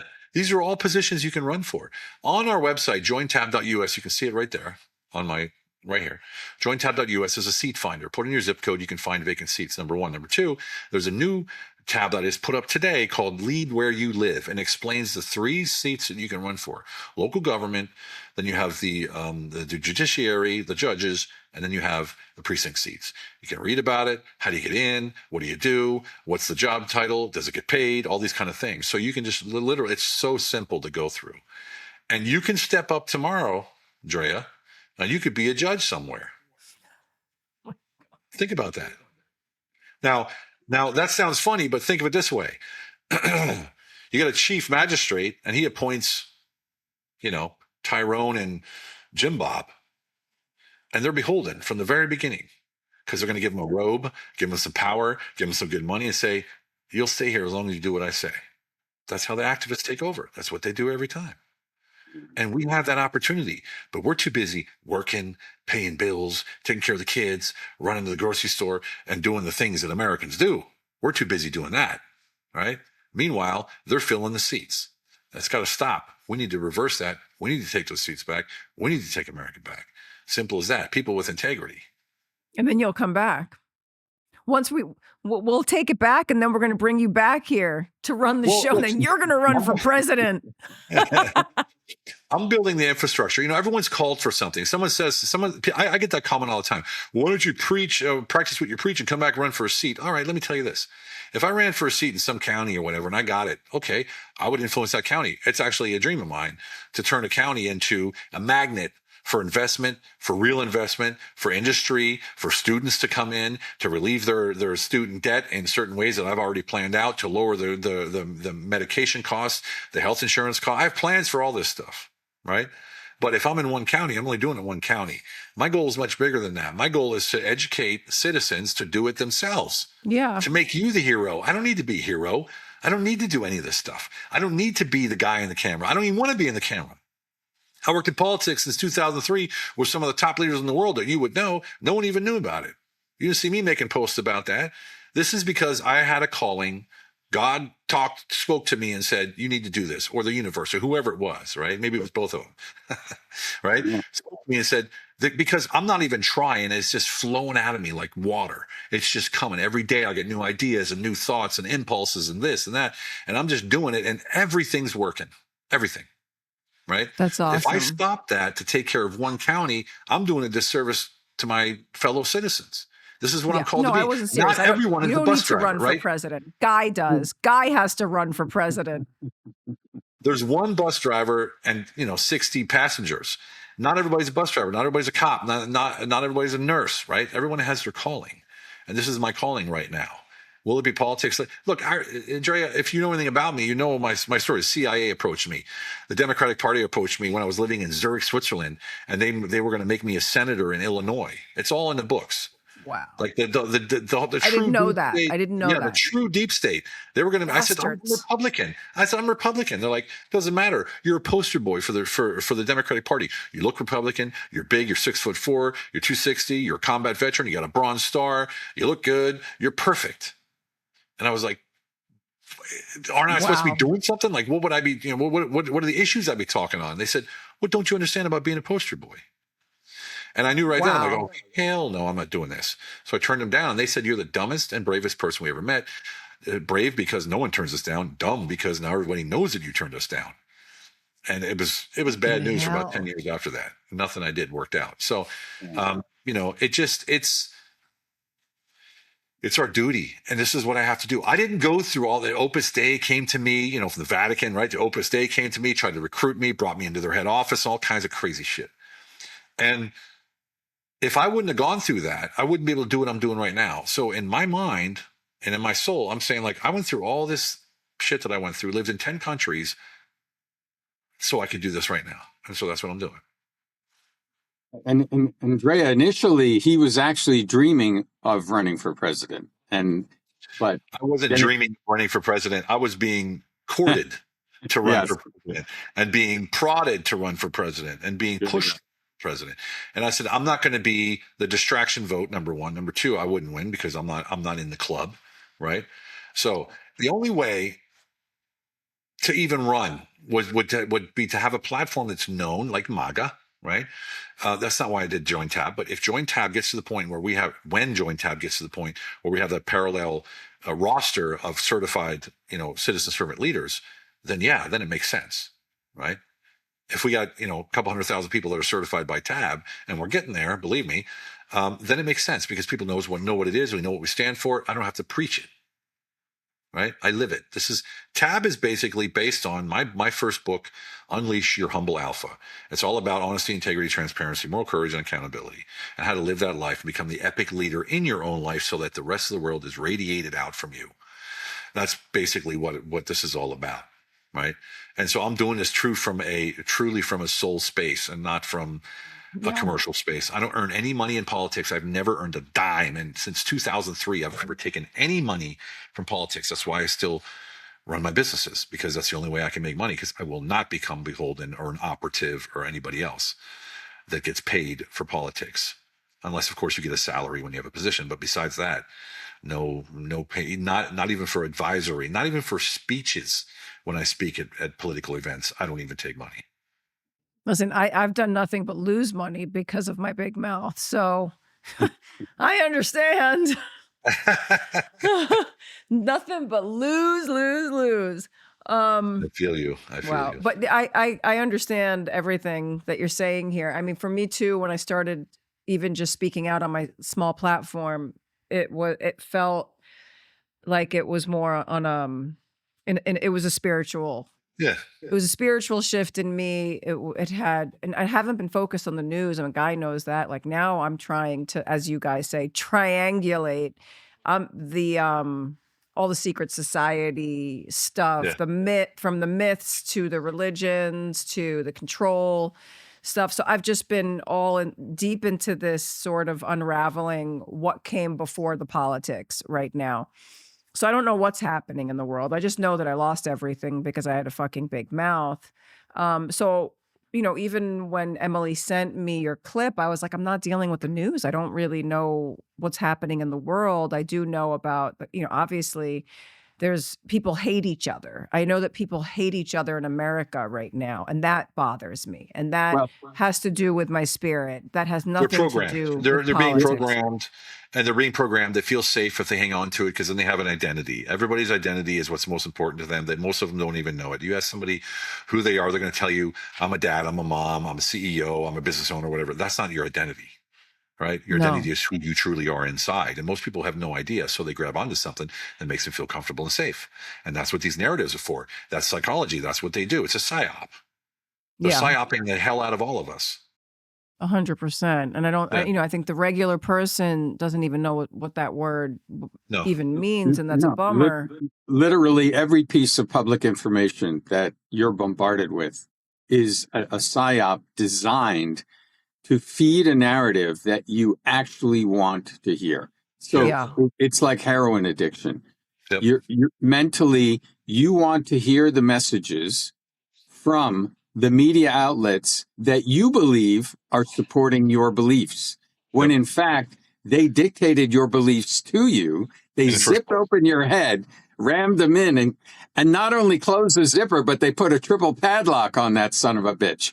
Yep. So in And then the order to, algorithm, the fucking algorithm. And it's like, I can't even, I look at the algorithm coming through my phone and I'm like, you dumb fuck. Like, I don't really care about this today, but you think I fucking do. I'll watch it anyway because it's in front of me, and I'll save it also possibly, and I'll do a little research on it. But I'm like, this is so ridiculous, which was why I was like, okay, I like the algorithm of this Illuminati, Freemason, all of this bullshit. your and favorite subject. Hollywood and everyone's satanic no matter what. Like, I mean, honestly, if my daughter were performing one of her songs and she was in her goth makeup because she's a teen, and she's into this goth thing, I could just see everybody writing a narrative about my kid because we're in Hollywood. And look, they're clearly satanic because Yes. Drea Yes. has an eye of Horus on her hand and a Sekhmet on her arm. She must be in the secret societies. What do you have see that there? one? I got Is that the Eye of Horus Ouroboros? pretty I well. can't even see. Yeah. Oh, it is. Yeah, it's the Eye of Horus. Yeah. Oh, you have it. See, so there you go. So, and I'm very tied to Egypt, and I don't know why. I'm on my own journey trying to understand why my whole life, I'm covered. My house You is. and every other woman was Cleopatra in her previous life. I don't know about any of that shit. I mean, maybe I'm going to go with. Maybe I'll go with Mary Magdalene or something. I'm kidding. That's But, more admirable, actually. Yeah, for sure. Yeah. But Yep, yeah, yep, I yep. feel like it's been a spiritual thing, and everybody's very tied to the earthly narrative, and it's so I wanted to talk about this because I also know that a lot of people are I don't like to see hatred amongst Americans or amongst anyone really, because I really just like, and I don't want to sound like David Icke or be a crazy person. I mean, I do like David Icke, but what does he say that love is the only truth, everything else is illusion. I know you have your feelings about Ike that he can be, negative sometimes. But Well, let's go back to these illusions that are fed by narratives. How can can people? I ask a question though? What do you Right. guys think about this war? What do you, everybody's fucking pissed. Everyone has got a million things to say. Was it necessary? While we're here on Earth, and we're not talking about sole purpose, the very earthly, primal versions of humanity, did we need to do this? What, the So you're post that talking was about, sent to me just to be was clear, you're asking, should the U.S. have initiated the current Iran war? Is that what you're asking? yeah, maybe explain to people what the actual purpose is about, or speculate what the actual purpose might be about. Well, on one hand, it's the sovereigntists' attempt at dismantling the covert funding and money laundering schemes of the globalist empire run by the City of London. Now, how That's does someone live through that? How does someone not lose their life over that? Or is there alien protection on Mr. Donald Trump? Are there fucking aliens surrounding him? I well. mean, all they Let's talk about is aliens and disclosure and bullshit like this. And I know they're going to use that narrative towards another let's say psyop. there's white hats. There's white hats protecting Okay. it. Those white hats can take multiple forms. But remember, there are 60 armed conflicts going on in the world right now. All right. Half of them are large enough to be called a war. So 30 wars, they're all fueled by weapons sold by the largest arms dealers in the world. Guess who those countries are? They're all on the UN Security Council. There's your answer. So the United Nations is an organization created to promote peace. And yet, the top countries in the UN are all on the Security Council, and they're all the number one arms dealers in the world. Mhm. Okay. That's only one aspect. That's like the hardware aspect. Then there's the debt and money aspect, Yep. currency and debt. What's the joke? Money makes the world go round. Actually, it's debt that makes the world go round. Right. And 100%. you don't have to enslave a people literally like they did in the ancient world. You can make every human being on the planet a debt serf. So they're technically free, but they can't move because in the United States, we're carrying $18 trillion of debt on our shoulders collectively. And like Steve said, it's like what, 90 grand per person, every man, woman, and child. So, Didn't that start with the Italians of and course, then move Yeah. over the to? Ginzos rule the world. Yep. I'm willing to take the hit on my fucking people so that we don't have to use the tiny country of Israel anymore. Even though Well, I know they're complicit in some shit. But Not the people. Italy has a very romantic sort of image, right? Italy has a very romantic, rustic, traditional image. So, and of course, the heroism of like your show as well. That was, people weren't like looking down on the mafia; they were looking up at the mafia, right? So they were looking at, because they were doing the right thing in a way, helping the small guy or whatever. And it's romanticized, completely romanticized. I mean, I'm Italian too, so I still got relatives there. We were visiting them, and it's very romantic. It's very romanticized, this whole Italian sort of culture. So that would take a lot to take that away. But if you go to Italy, there's some Italian influencers. I met one of them then. His name is, I forget what his name is, but he's very cold when he talks about immigration and stuff. And Meloni and all these people and stuff like that. They're, it's they're in the club, put it that way. Yeah. Obviously. So you're not going to get out of the club if you're in Italy. But I think what Guy was saying, you have the financial, you have the hardware, and then you have the spiritual as well. That's in Italy, the three cities, right? So you have the spiritual one, and that's of course the Vatican. And who knows what the hell's going on there now, because that's a total mess.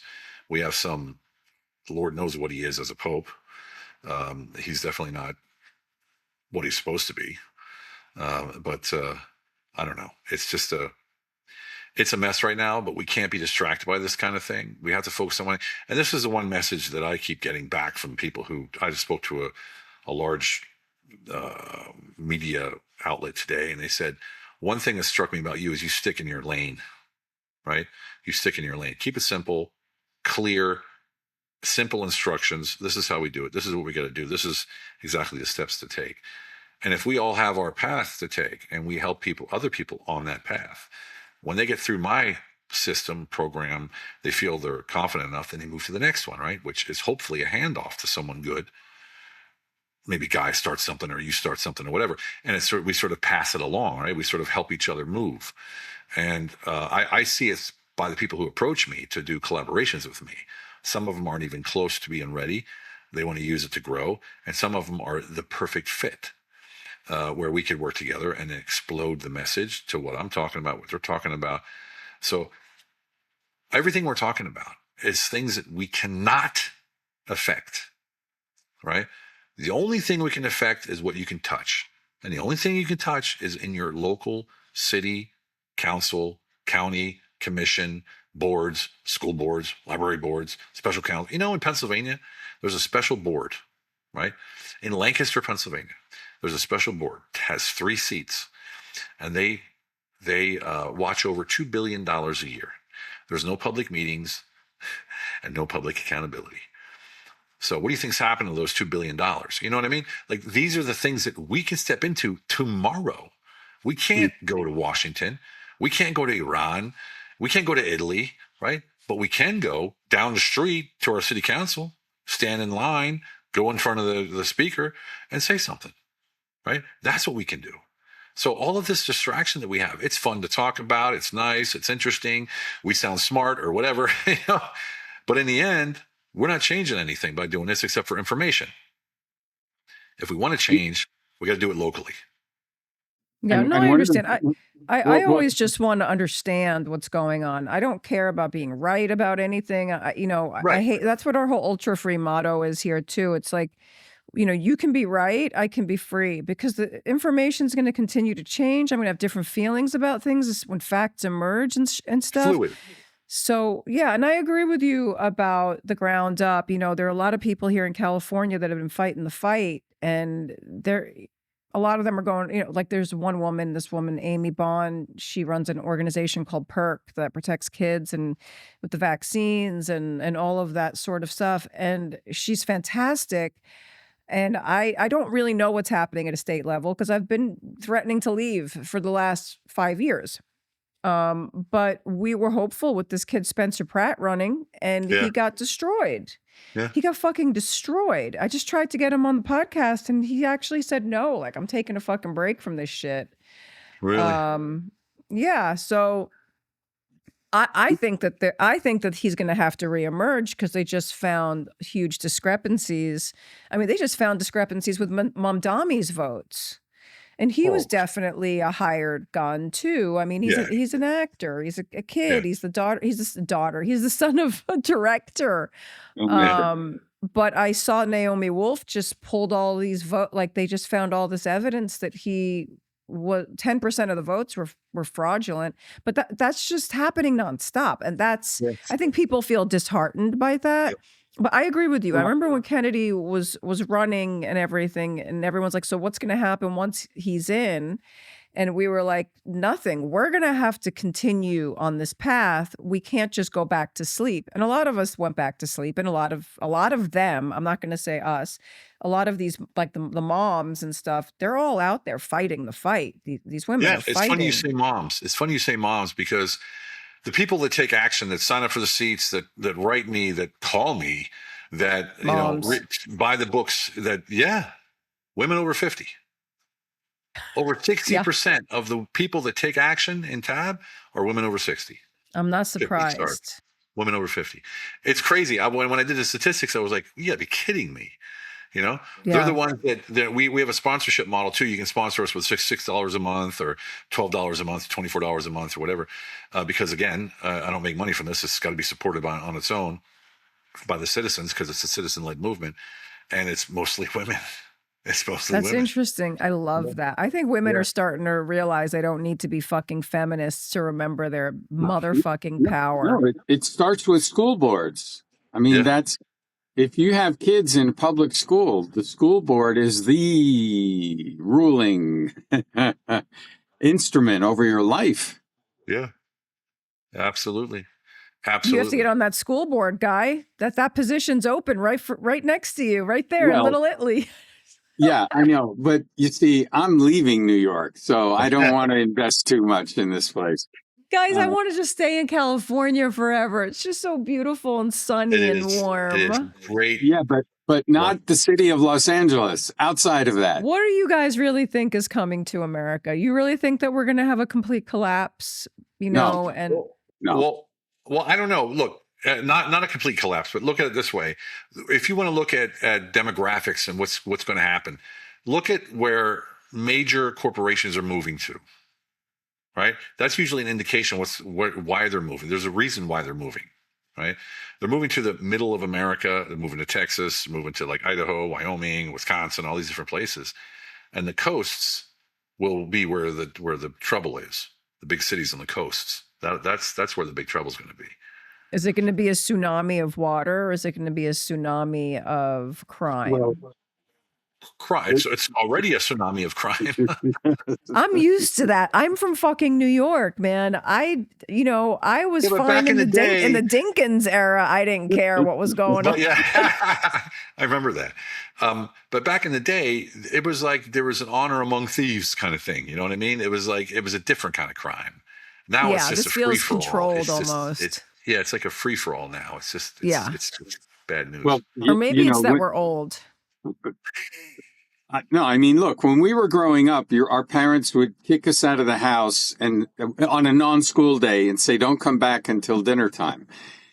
And we would run around Stephen found this AI meme about kids on bicycles, on chopper bikes with the banana seat. Oh, I love that. And he was love getting all those. excited. That was me. I have my own. That was me. Oh yeah. The only thing that brought us home was the moon. You know, Right. Moon came out. It was time to go home. Yep, I remember that. So now those, there's going to be, you're going to see a breakdown of society in certain areas. For example, public safety.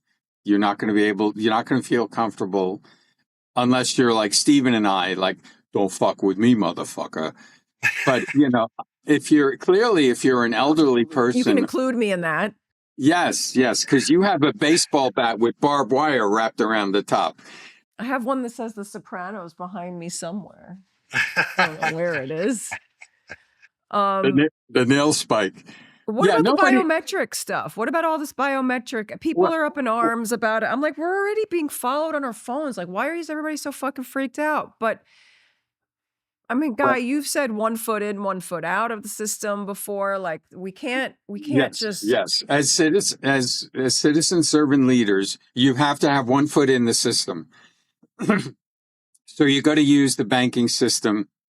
You can still have your crypto in a cold wallet, but you're going to have your main bank account. But you have to be smart about it. You can't rail against the entire system. All right. You need a driver's license. You need a passport. You may have to get a real ID in order to get on an airplane. Who knows? I haven't done that. So it's, to me, those things that libertarians are screaming about, they're not important. What's important is that we have a functional government that serves us at a local level. Does the water flow?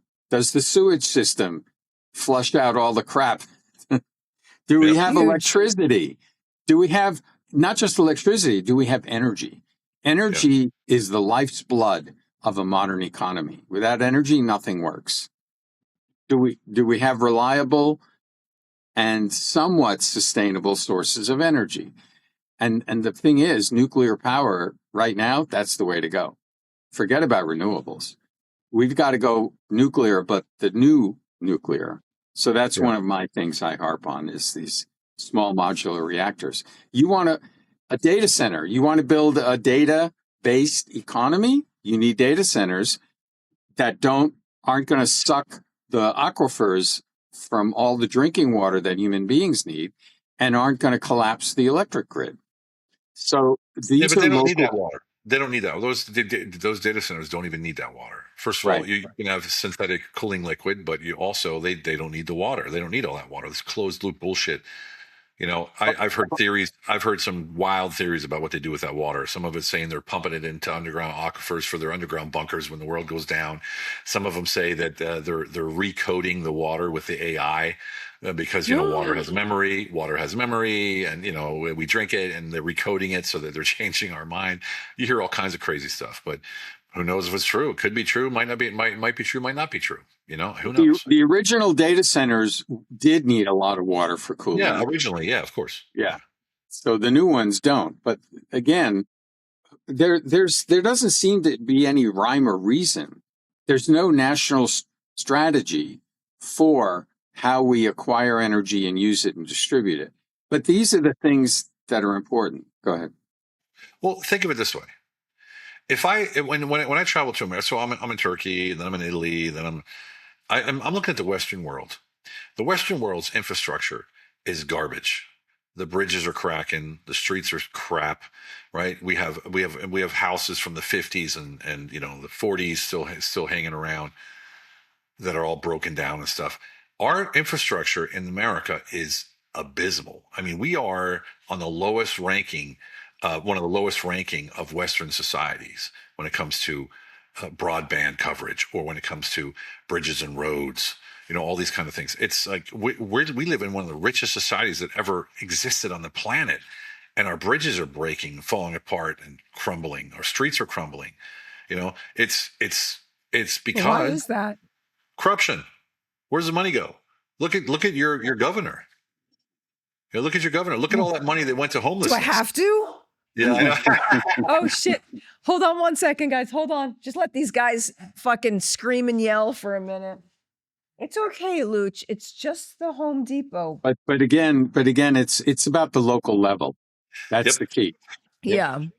Imagine if you ran for mayor of a small city somewhere in California, and you actually took the tax revenue and you repaired a bridge and you made the city square really nice and beautiful, or you turned it into a pedestrian zone. You put cafes in there and made it a quality of life focus, right, for people who live there. I mean, I think it's Plano, Texas or something. They've had a budget surplus for the last 10 years, every single year. That's a mayor that I want to meet. Yeah. You know what I mean? I mean, I would do it if we ran for governor, Guy, as a team Well, of there's California. there's the North Dakota model. North Dakota is the only state that's operated in the black every year since 1919. Don't they have their own banking system in North That's Dakota? right. They have a state public bank. Yep. And I like that. how come no other state has followed that model? It would be so easy. It's because the banking, the largest part of our economy is banking and finance and insurance. And their lobby, you think the military industrial complex has a lobby? Woo. Banking and finance. So, okay. So we said I didn't want to bring up things that are sort of beyond our reach, but these are the things that impact your day-to-day life. So if you're in a town of 25,000 people, like Stephen said, and the first thing you do is you build a vibrant town square where people love to hang out and meet. And that's quality of life. So you start there and you build out. Yep. Of course. But I still have to ask the bigger questions about what's going on out there. Well, Which alien race is the puppet master? Is that what you want to ask me? No, here's why it's important. I wasn't even going to go there. I'm just more. I'm still just trying to understand this. People hate me because I voted for Trump. There's this aspect of it, and I'm okay with that. I really am, but because I don't care about people hating me. I do care about love. I care about humanity. I care about my relationships. I care about being, like a man of my word kind of thing. Oh, I guess a woman of my word. I never made people vote for Trump. I just explained to them why I was going to do it. And a lot of people joined and did so because of ideas that I had, and a lot of them are mad at me and regret it, and I don't care about that either. That's okay, because everybody's on their own journey. Yeah. But But I for you, it started with the health freedom movement, right? yes, yeah, but Okay. then I moved when Kennedy wanted us to move over, like his people invited us to that rally where he announced that he would not run and that he would join Trump. We were there, and I didn't know what we were going for. I didn't know what it was, but they wanted us there. We went, and that was that. And I was like, holy shit. And it really was a wow moment in my life. Like, I'd never been around politics. I've never even hung out with Hollywood people. And now I'm in this other fucking cesspool with with politicians, but it did feel like a turning point in the world in a large way. Probably not in the world history, but in our world history, in our tiny, reset that we've been involved on planet Earth. I'm sure that shit's happened time and time again over centuries and millennia, but this is our experience right now. So I do want to understand. I don't want to be right about how I feel, but I do want to understand, and for other people to be able to understand that there are actually moves being made against the bad guys, and some of the moves might have been inevitable or not inevitable. Maybe a war didn't have to happen. Maybe we don't have to blame this small country, Israel, all the time. Not the government. I'm not talking about the government. I mean the people. People are getting so confused with Well, let's focus on this. Let's focus on there's forces of creation and forces of destruction. The yin and the yang argument. Okay, I like that. The Keep going, builder and guy. the destroyer. The builders and the destroyers. I'm a creator. I understand. Let's go. Yeah. So we want to be on the side of the people that want to build a functioning, vibrant society for humans, for animals, for plants, for the entire ecosystem. We need a healthy ecosystem. All right. Now, the destroyers, they're only interested in domination because they look at the world through scarcity, through lack. They see a lack of water, food, resources. Therefore, since they're elitists, they want it for themselves. And they don't care about the rest of us. We want, like I said, a vibrant, positive charge running through life, running through our bodies, running through our communities and our environment. Now, this is not woo-woo. This is quantum physics. This is real. Okay? Yeah. It's all about energy. And so what are the actions you're taking in your day-to-day life? Are you just playing along like that cop Steven talked about, the guy who only defined his life through that uniform that he wore? Or are you multitude, as Walt Whitman said, I am multitudes? Of course you are, but you have to tap into that. And you need some way to tap into that. And whether it's God or a prayer or meditation, it's something within you and without. As within, so without. As above, so below. The ancient wisdom teachers have a lot. They lived in the ancient world, but they would understand this world if they appeared in it. Yep. Heresy. And you talk about Drea, that today, or you get called a heretic at this point. Well, look, Drea, you said that you want to understand, and the reason that it's important to understand is because you see patterns and fractals and loops. And those patterns and fractals and loops are always repeating at the national level, at the state level, and at the local level. So when you see it on the national, that's why it's not a bad thing to see this stuff on TV all the time in the news, because then you can recognize it in your own town. You see, I understand what's going on now. I just saw that happen in Iran, between Iran, Russia, and Turkey, or whatever, right? So then you can understand all this just happened between the city council, the county commission, and the school board. I see what just happened there.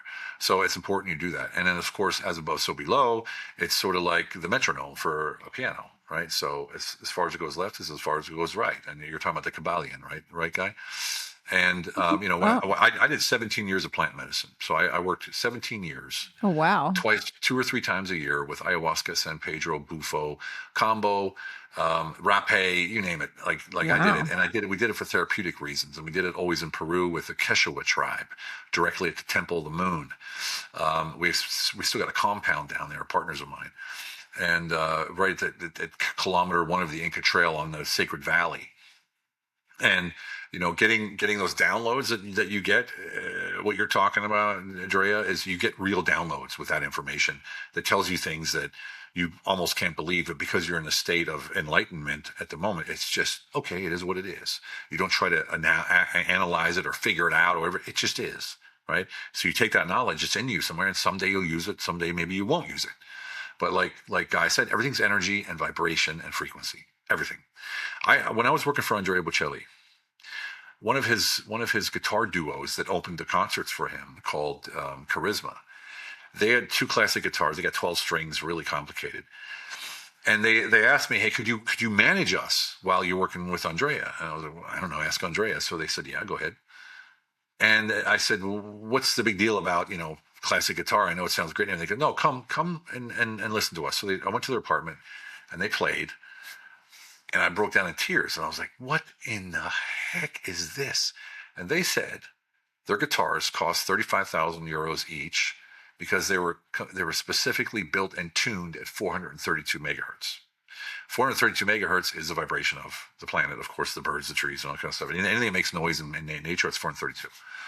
And I was like, okay, I felt that. Let's see what it's like in a concert. So the first concert I went to, they played. And you know how when the opening band comes out, no one listens, right? Everybody's like talking and sitting down and going out and get sweets and whatever.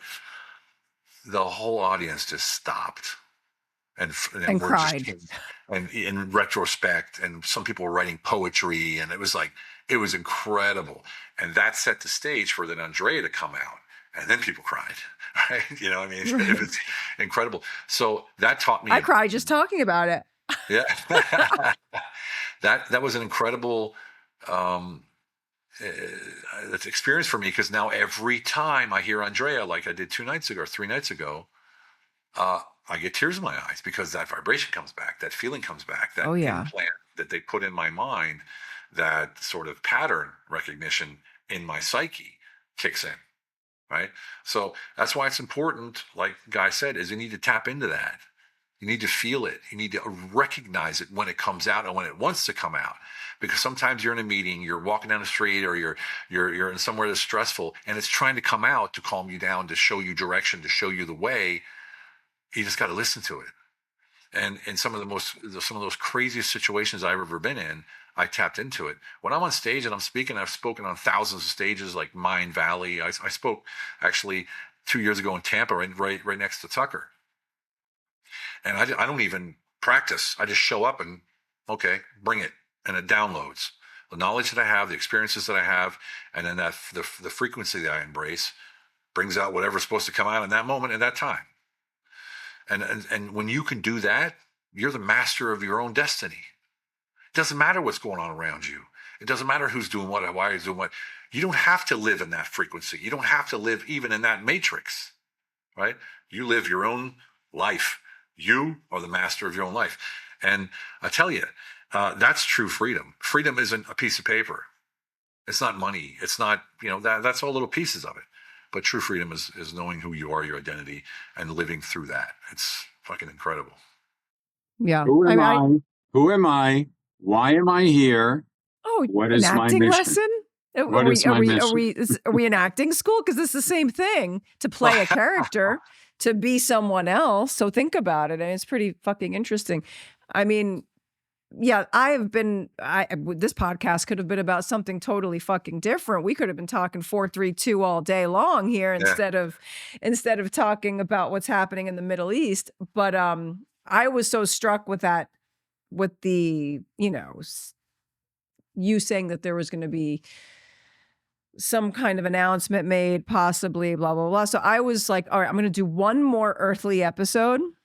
because Guy knows I don't want to talk about politics anymore. I'm telling him that. Even my producer knows that, but she's always still trying to bring me a lot of health freedom stuff, and I'm like, I'm not there, man. I am in the hermetics right now, and I want to know why everyone was called a heretic. I want to know why we're not allowed to harness our own power. I, want an overlapping It's every simple. single They fucking can't control thing. it. Just like I just said. It's the reason they don't want us to have our own powers, because they can't control it. They can't control it. You can't control someone who's free. It's just the way it is. No. And I also think with a woman, it's even more fucking crazy, because we're emotional. We're emotional, and we're tapped into something completely different. Well, women are holistic. Men are fixers. We're grounders. Right. That's why the yin and the yang are so important. The masculine and the feminine are so important, because the women are the ones who have the holistic, the ideas, the visions, and we take those visions and holistic ideas and we make them into something with the feminine. Right. That's the two. Like, you have ayahuasca, that's feminine. You have San Pedro, that's the masculine. When you take ayahuasca, the next 8 hours, you should take Pedro to ground you and implement what you just envisioned.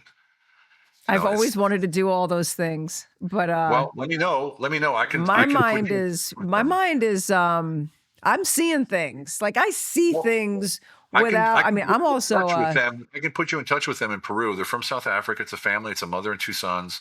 She's about 70 years old. The wildest woman you'll ever meet. Crazy. She's been doing it for 25 years in Cusco. And they'll take you on a journey you've never been on before, and you'll meet the Quechua tribe, the last descendants of the Incan Empire. They'll take you into the Temple of the Moon, Temple of Frog, Temple San Pedro, Pachamama River's Canal, Pachamama Womb. It's all right there within 5 or 10 minutes walk from their compound, which is the last compound on the Sacred Valley before the Sacred Valley begins on kilometer 1 of the Inca Trail. It's incredible. It's the place you want to be if you're going to do plant medicine. Let me tell you. Guy, have you done it? Yeah, of course. I've done all those things, but I haven't been to that place in Peru. So I'm dying to go to Peru. Can we just all go? We'll do a field trip together. We'll do a family field trip. Yeah, sure. No, we'll do it. Very soon. But that's also one of the locations of a Stargate. There's a Stargate right near there. You know, when I was on the road with Shooter years ago, there was this man who would come on the bus, and he was, doing a lot of drugs and wild. His name was Michael Floyd. He said that he and his classmate were on the cover of the Dark Horse album cover that they had used and pulled the George Harrison album cover that they'd pulled from a class. And he and this kid were struck by lightning, this other friend of his in the photograph, and his name was Daniel Brinkley. I think I told you the story. I know Daniel. We're friends. Yes. Okay, well, supposedly these two men broke off, and according to Michael Floyd, Daniel went to the dark side and Michael went to the light side. This is all drug-infused, coming on the tour bus. And then he started bringing me his entire computer. He would bring his whole computer, an 8-ball of fucking cocaine, and want to explain to me what he called the riddle. And he would show me these images from Machu Picchu that he had taken with the way the sun is coming through this certain point on the mountain, and how it related to all of these You're talking about like a Stonehenge effect with the alignment of the stars and the sun. Well, you have the sun gate at the top. It's higher than Machu Picchu. The sun gate is up there. When the sun comes at a certain time, it shines down on Machu Picchu and then reflects in a certain way. And that's when we go to Machu. We always go to Machu Picchu when we're in Cusco with the whole tribe, because I always bring people. I bring about 10 people with me, and we go to Machu Picchu. We're coming. Run up the and we run up the mountain before the sun comes up, because as the sun comes up, you have Machu Picchu here. The sun comes down like this and starts lighting it up a little bit at a time, and it's incredible. And then the sun gate kicks in. Pretty amazing. That's what he was talking about, and he had a whole theory about that. And my God, it's like the pyramids too, right? I mean, like all churches are built on vortexes. All of these ancient civilizations were built on vortexes of energy. Of course they are. Yeah. Yeah. I mean, now I want to just talk about astrotheology for the next 2 hours, but I won't do that. I'll stop right here. And I won't keep you guys on here forever, but I do have to go right back to the motherfucking war in the Middle East. I'm going to Okay. take it back, guys, as much as Okay. y'all don't want to All right. talk about it. That's fair. Um, It's definitely a multi-dimensional chess game. So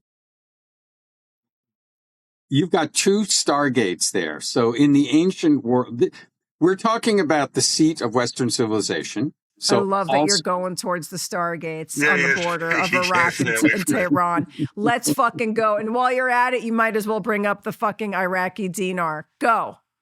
Oh. we're all invested in it. We're all invested in it. Yep. Yeah. Because listen, don't think of these just as modern conflicts. These are ancient conflicts between different forces. Again, creation versus destruction, or think of abundance versus dominance. So the dark side, the black hats, the cabal, they're interested in controlling us as a resource.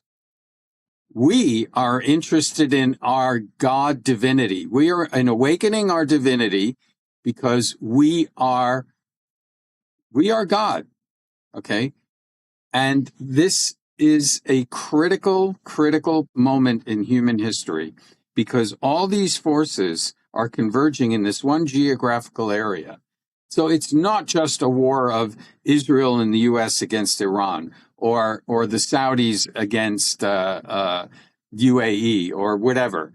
I mean, you've got all these players. Each one is a piece on a chessboard, and that board is literally, I would say, what does Blaine say? We're in a 5G warfare scenario, not 5G in terms of cell phone towers, but fifth generation. That's right. It's fifth generation warfare. It's very hard to summarize it into a single paragraph or sentence, but it's simply, it's, you know what it is? It's domination versus liberation. We, the three of us and everyone listening, we're into liberation.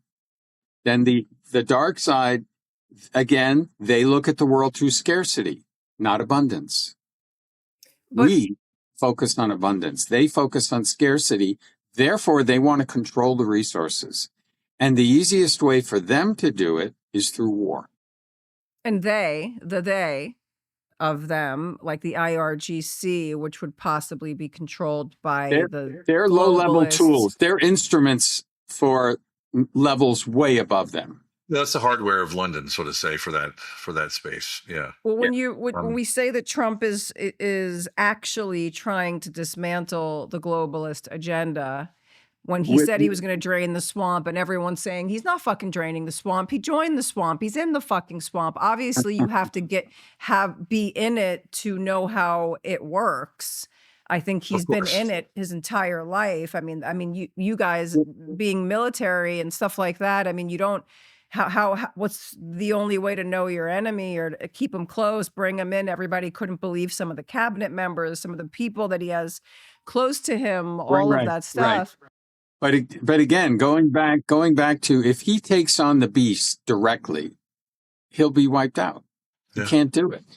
Look, the current financial system in the world that dominates currency and debt has been around for more than 1,000 years. You could argue it goes back to Babylon. Fine. Well, to me, I mean, going back to the Crusades, that's good enough. That's a long way. You're not going to dismantle a system that has been in power overnight. You just can't do it.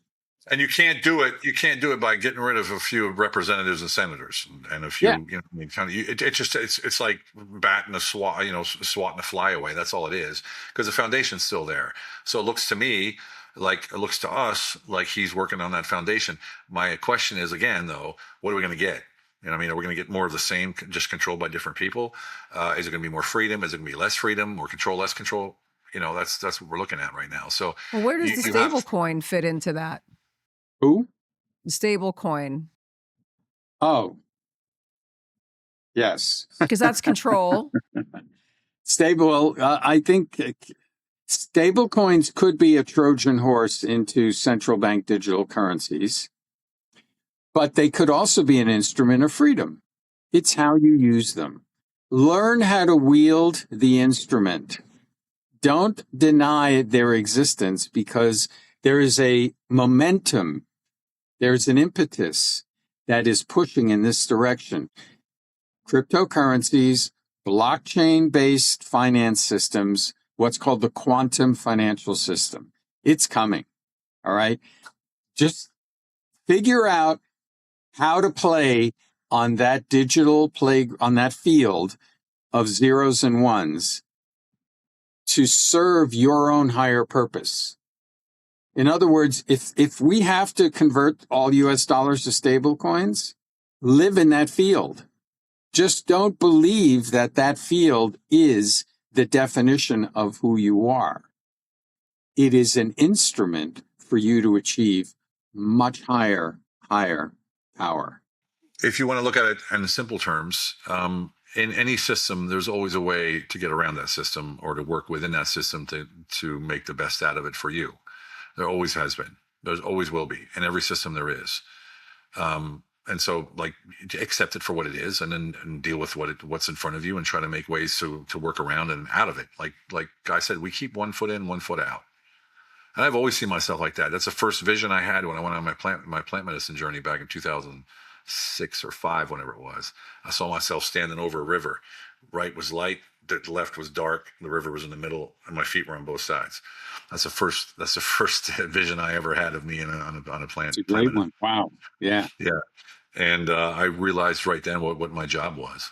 Matter of fact, the title of my book, Unleash Your Humble Alpha, that came on a Pedro journey, right? And I wrote an entire TED Talk while I was on Pedro. I had a download. It said, hey, write this down. And I wrote this whole TED Talk about Black women. I have no idea where it came from. It's just that I read it to I know. And I read it to their TED Talk guy who invited me to do a TED Talk. And he's a Black guy. And he said, oh my God, you have to do this. And I said, there's no relation to anything I'm doing, anything I know, anybody I've ever met. I have no idea why I have it. Maybe why don't you do it? He said, no, you have to do it. I'm not going to do it. You're a vessel. Yeah. I don't know what that was all about, but it's very Did you do profound. it? No, I didn't. It's so profound. I think it would shock the hell out of people. Basically, the premise was this. Okay, so Go ahead, do it. Let's go. Let's hear the fucking TED Talk.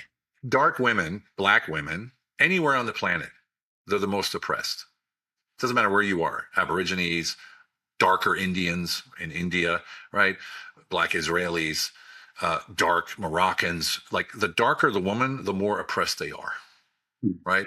The less relevance they have. They are the ones that are closest to Mother Earth, to Pachamama, right? So true leadership of this planet, this is what I was told. Now, I don't know where it came from. True leadership of this planet, the freedom of this planet, lies with these women. They just don't know it. But and they can take full power back, and they can bring this planet back to its fruition if they don't use racism as leverage.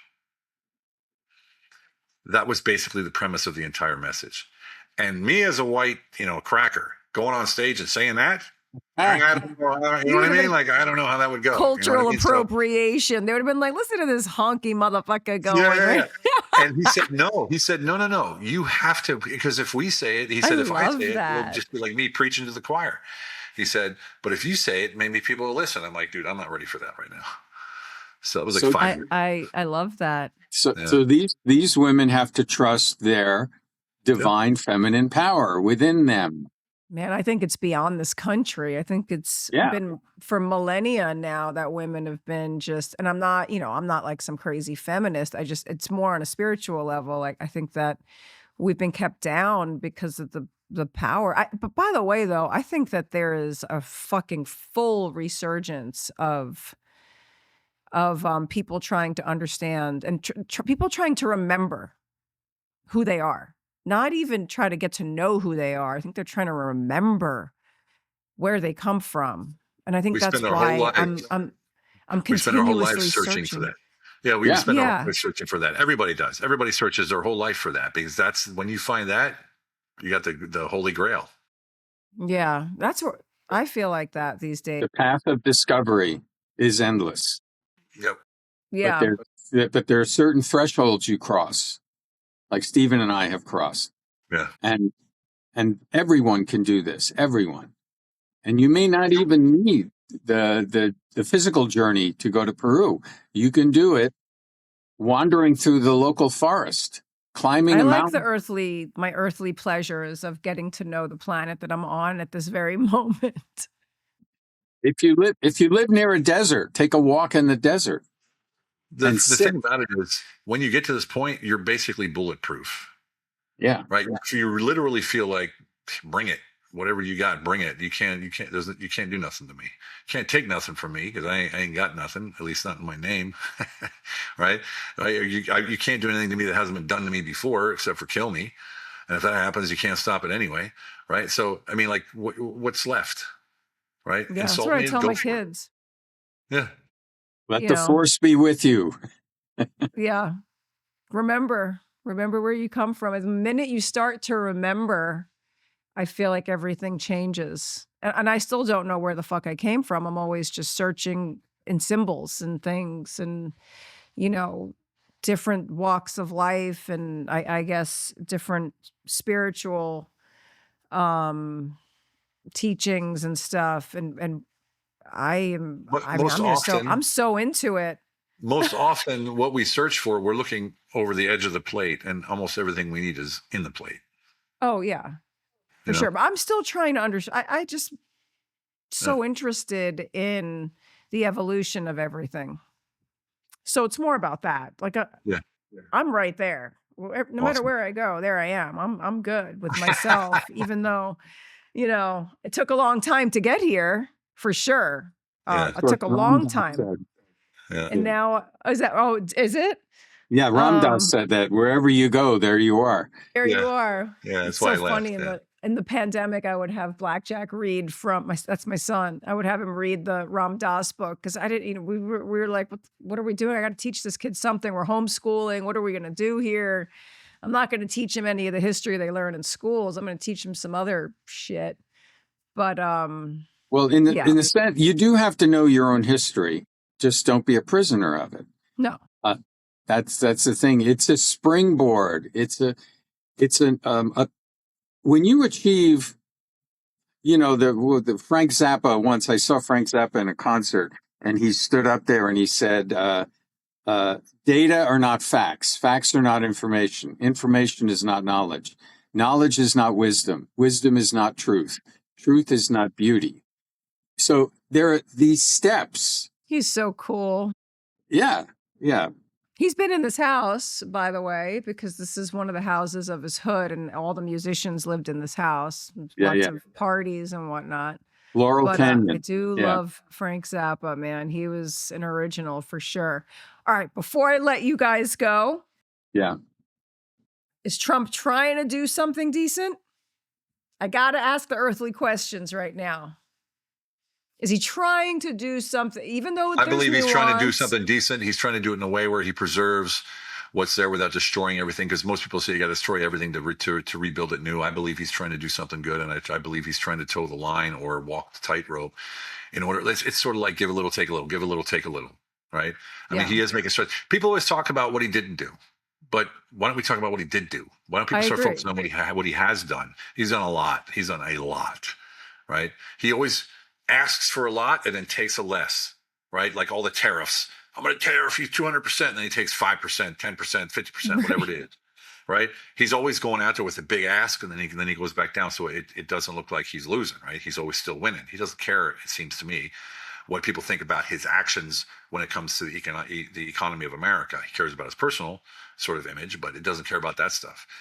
So I think he's trying to do something good. I think he has, or he had, or he has, good intentions. I truly believe he has good intentions. Whether or not he can flex them like he wants to, I think we know he can't right now, or maybe he can't ever. But in my opinion, he's fighting a good fight. Okay. And don't focus on his methods, because his methods are to throw you off course, to throw you off balance. So, Yep. he walks in a room, he throws 3 stun grenades in the room, and then while people are trying to recover, he comes in and he says, "All right, now we're going to do this, we're going to do that." So his methods, his appearance, his manner are repulsive to many people. Yeah. Right. You've I'm a New got to go Yorker, though. beyond To that. me, it's amusing. Yeah, he's as General Holt says, he's a bull who brings his own china shop everywhere he goes. I love that. Oh my God, I love that. Okay, one more thing, All Iraq, right. because these are the last few moves that we've witnessed and I was really struck by the meetings with Iraq. I don't know why, but I was. I mean, maybe also because it's hopeful for us insofar as people that have invested in dinar. But I also still was that's a bold fucking move, man. I think that's a bold fucking move for him to go into that country, and this kid, I mean, he's young, right? Zaidi, is he kind of young? But Yeah, a banker. we're talking about the Prime Minister of Iraq. Yeah. Yeah, I don't think that most of the American public fully understands what that meeting was about. And I was fucking taken with that meeting. I don't know why, but I don't know if you guys want to say anything what It, you think about that. it was a massive shift in power, because Iraq was a prisoner of Iran, of the Shia, a dominant power faction in Iran, which is the IRGC. And this new prime minister is uncovering immense amounts of corruption. I mean, it's just, I mean, it's insane. yes. Biblical. Yeah. I mean, how many millions of dinar have been recovered now? No. Trillions of dinar. Right. So pretty Trillions much in dinar currency Yes. or in Yeah. USD And dinar. currency? Dinar. dinar. Which Almost means every hundreds of trillions of dollars. It mean if you converted it to US dollars at the previous exchange rate before the 2003 war, we're talking about quadrillions of dollars. Imagine if they would have ever reinstated that fucking money. Jesus Christ. We would. They will. A little anecdote here.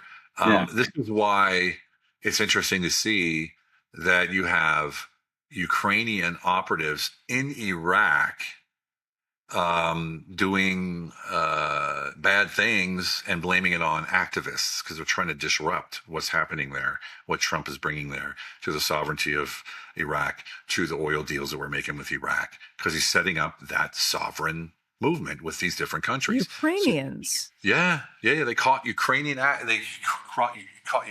operatives in Iraq planning, bombs and things like that, and blaming it on activists.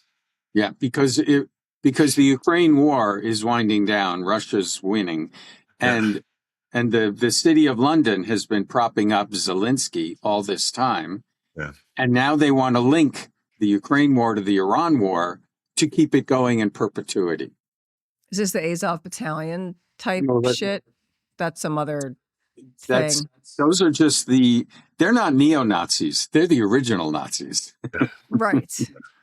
And it's also why they, Zelensky's drones hit a couple different ships. There was an Indian ship. There was a Iranian ship that they hit because they said they were Russia's shadow fleet of ships. So they took some of them out, and now they're saying, Iran's saying we're not going to let that go unanswered. So looks like a war between Ukraine and Iran. Like, come on. And it's obvious why they're doing it. They have to keep this going. This is the only way Europe's going to survive if Europe is in this perpetual war, because then they can produce weapons. Like that's what Germany's doing. They're converting half of their factories, their car factories, their automobile factories into weapons factories.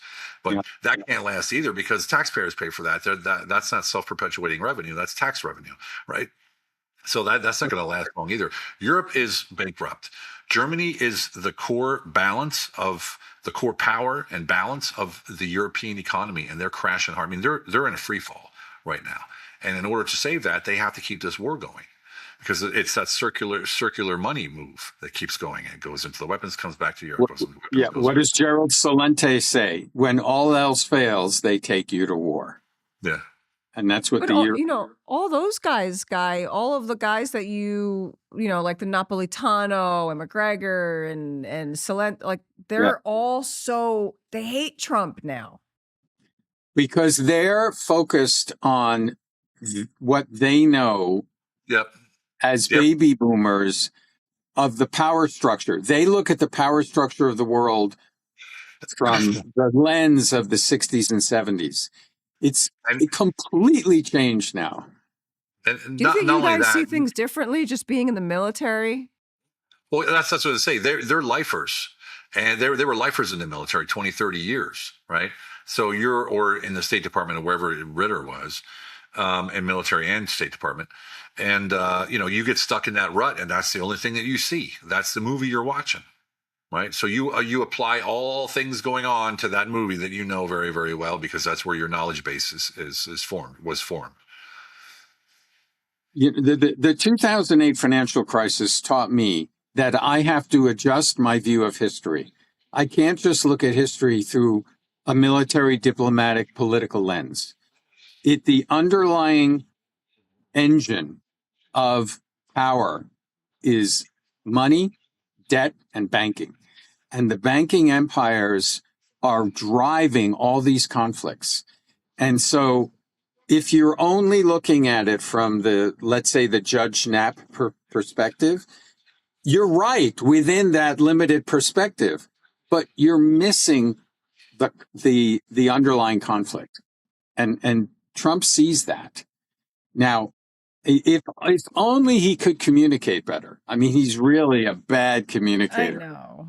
It's And terrible. and then these guys could come around. Like a man I have profound respect for is Colonel Wilkerson, who's on all these shows, and I think he knows what's going on, but it's very hard to bring yourself, especially you have 30, 40, 50 years of selfless service to a nation.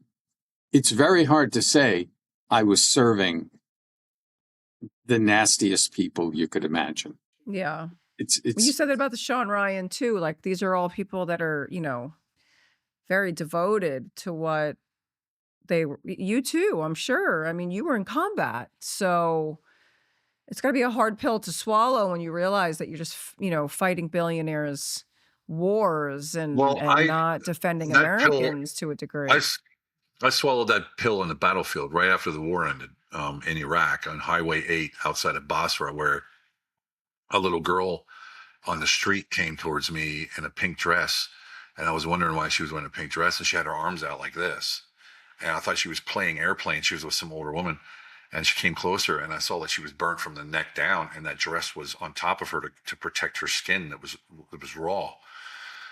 And I sent her to the medics, in the medics tent. We had a checkpoint, and when she came back out, I didn't know what to do, And here I am, this 6'4", 250-pound like soldier with a helmet on, a flak jacket, M16. I got on my knee and looked at her in the eye, and I pulled out butterscotch candies from my grenade pockets. My aunt would send them to me, and just held it up to her and like this, and she took it and smiled. No. A little girl who was burned from head to toe, probably lost everything. We had to send her back out into the desert because we couldn't take civilians as prisoners, obviously. And she smiled because of a piece of freaking candy. In that moment, everything changed for me. Everything. My whole life changed. My whole view of life changed, the view of who I was, what I was about, why I was doing what I was doing. That's why I decided to get out of the military. In that very, very moment where I looked at her and I gave her so much love from inside of me, in that moment, I didn't even know I was doing it. And in retrospect, I realized what I was doing there. I was like pouring into her, saying, "Look, there's still hope out there. Someone still loves you. You have a future in front of you." All this kind of stuff. It was just pouring out of me, man. Until someone actually had to point, "Kuhn, would you get up? What are you doing?"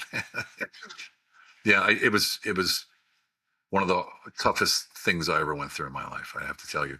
But it changed me, and it stamped my psyche forever. And there's very few days that go by that I don't think about that. And that was what, 30 some years ago. We should have never fucking been there. No. And I realized in that moment I was being instrumentalized. I was being used.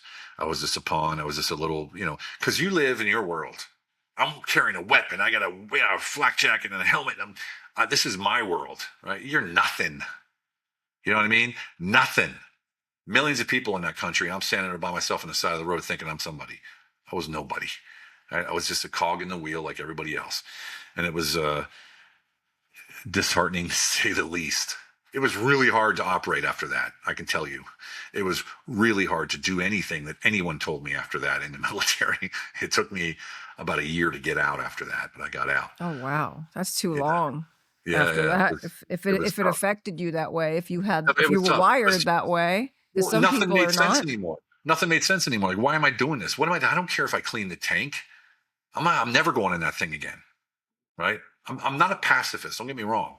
It's just that if we're going somewhere to help somebody, to free somebody, to make things work, because remember, when I went in, we went to free Kuwait Mhm. from the Iraqis, so that was righteous, right? But then I met these little girls, and I met the women and the mothers and the guys that got on their knees in front of you and were clinging to your legs like this, and don't send me to the desert, please. They're going to kill me, and you're like, get off me, like, stop it, like, I can't help you.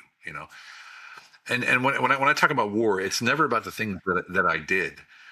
It's the things that I didn't do, the things I didn't stop, the things I should have done that I didn't do. When I should have stood up for something and I didn't because I was following orders, right? That's what bothers me more than anything else. I Yeah. feel like we're still living like that now in society at this point as a macrocosm to what you guys were doing over there. Well, it's true. We're going to look back in our lives, and you hear it on everybody's deathbed. They don't worry about. They don't talk about the things they did. They talk about things they didn't do. The moments they didn't take. The things they didn't say. I can't imagine doing what you guys. I can't imagine it. I couldn't think of hurting a fucking fly. I have to usher it out of the damn house. Well, you got to remember, you're coming at a point from right now. Just remember, we went in when we were young. We were broken down to nothing and built back up as a machine that believed everything that we were told. That believed everything we were told. Charged into those rounds and those bullets flying at you, and you are a hero. You're righteous. This is what you're born to do. Yes. And you ran into. When I left for the war, I was like, all right, I'm not coming back. I know it. I packed all my shit up, put it in boxes, put my mom's name on one, my dad's on the other, my brother and my sister, put little things in the boxes that I thought they'd want to have, left a letter for each of them. If you got this box, that means I didn't come back. This is what I want to tell you, da da da da da. And I packed them and left them in the headquarters there and said, send them off when I don't come back. Because I knew it. We were the front of the front of the front. If I was any further front, I'd have been Iraqi. And so I resigned. I was like, I'm done. I'm going, I'm fighting, and I'm dying. That was it. I was ready to go. And then I met that little girl. I was like, screw this. There's a reason armies are filled with 18 and 19-year-old men. It's because they think they're invincible.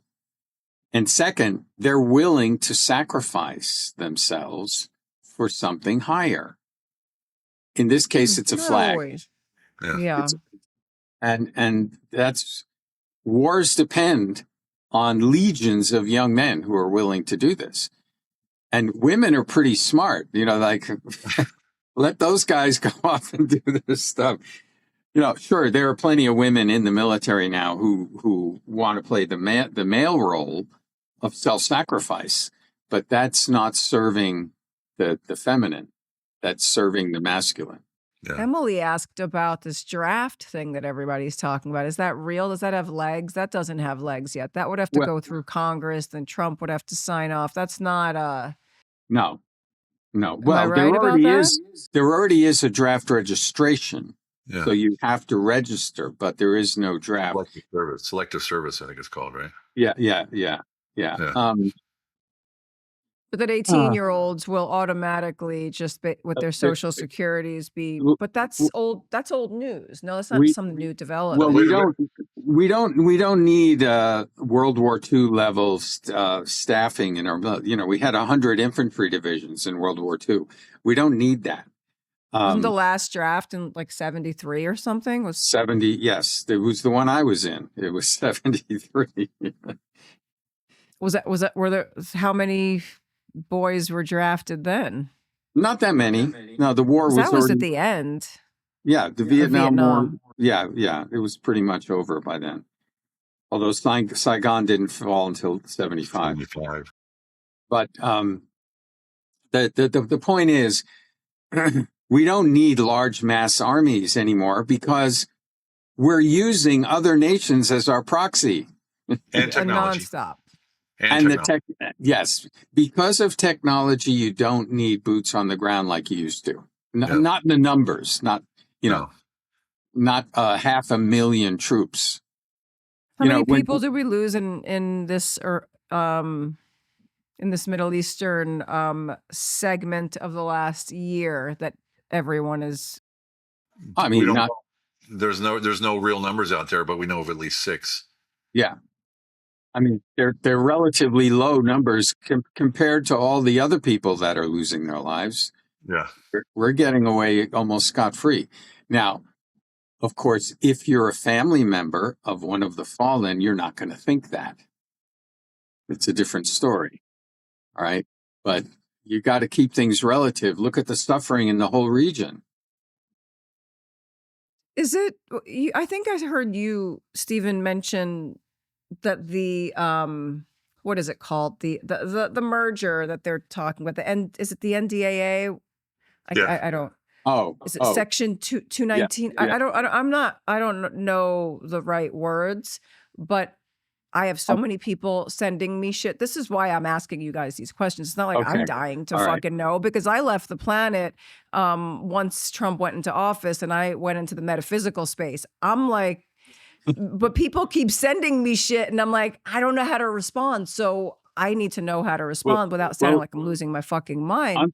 Unlike me, you don't have a duty to be everyone's encyclopedia. No, they do it to me too, Guy. It's just at a low level. You're high level. I'm low level. I'm low brow. Let me set this up for Stephen, and then he can take a swing at the slow pitch. So, since the 73 Yom Kippur War, the Israel defense industry has been getting closer and closer and closer to the American military-industrial complex, to the point where pretty much every single weapon system or logistics or support system that we have has a component that was designed or made in Israel.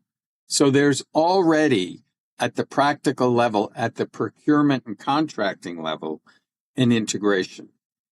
But what this NDAA does, the National Defense Authorization Act, which is passed every year. By the way, the Pentagon budget is included in the NDAA. It's presented to Congress and it's approved. This one has some provisions that are quite different. Stephen, if you want. Is take that the over. Section 219 that everyone? Right. Is that- 219 and 622. Yeah. Is the Well, what? you got to remember that 1903 MI6 was founded, and then later, our OSS and the CIA, and then later after that, for the war, Israel was born. 1 year later, Mossad is born out of the same machinery. So it's all connected there, right? And so our CIA, the OSS, and MI6 and Mossad, it's all basically stemming from MI6, which is what? The City of London, right? So that's sort of where everything started coming together. So Section 219 is the integration of our militaries. Section 622 is the intelligence merge. So there's the intelligence and then there's the military. Now we've always shared military. Again, I spoke to my guy who's in the military who is responsible for this. And he said, dude, it's a nothing burger. It's what it always is. It's what we've always done. Every year we sign the same things with other countries, not just Israel. So it's not a big deal. But the problem is it sets precedents. And as you know, when you start something, it grows, right? The issue isn't that we did it. It's a legal precedence. A legal precedence. Right. Yeah. So it's just making it visible to the public is just another fucking bone they can run with and create a new algorithm over that fucking thing so that everybody can have more hatred and more fear. Well, towards Israel? once you make something legal, it grows and it will grow. And once it grows, then it can get out of control, where then we are merged in a way that we don't want to be merged. Okay. So it isn't so much now, it's down the road, who knows how many years, that it'll grow into something, and it will grow into something that's more cohesive, because you can't do this overnight anyway, because the people would be having a freak out like they are right now. So it's just, of course, it's also testing the waters. How far can they go? What can they say? And the thing about it is, God, it's sort of like, if you question this, immediately you're anti-Semite, right? Immediately, you're again, you're preaching all this stuff. Now, I split up Israel. I split, the government, the Zionists, what's the party called, Hamoud or something like Likud Likud. party, and then you have the biblical Jews, right? The biblical Jews, bar none, they're all against everything that Israel stands for, the Israeli government stands for, what they're doing, how they're acting, all these things that they're doing. So there is a segment in there, the biblical Jews, the ones that abide by, the early scriptures, they're against all this. But in the end, we are merging our military in a way that we've done with other countries. But for some reason, they're making it very public. They didn't do this with Sweden, or they didn't make a big deal out of it with Germany. They didn't make a big deal. I mean, hell, we still have bases in Germany. We still pay for those bases, which is basically money into the pot of Germany, right? So we don't make a big deal out of that. Where's everybody freaking out about merging the German army with our, that's, we send them billions of dollars as well. It's the same thing. But correct me if I'm wrong. We were paying for both sides of that war, and not we. The globalists were paying for both sides of that war, and now they're paying for they'd be paying for both side, every side of everywhere. The American, CIA, everywhere. Mossad, the French Revolution, the Civil War, all of it. It's always financed by the same sides, by two sides by the same people.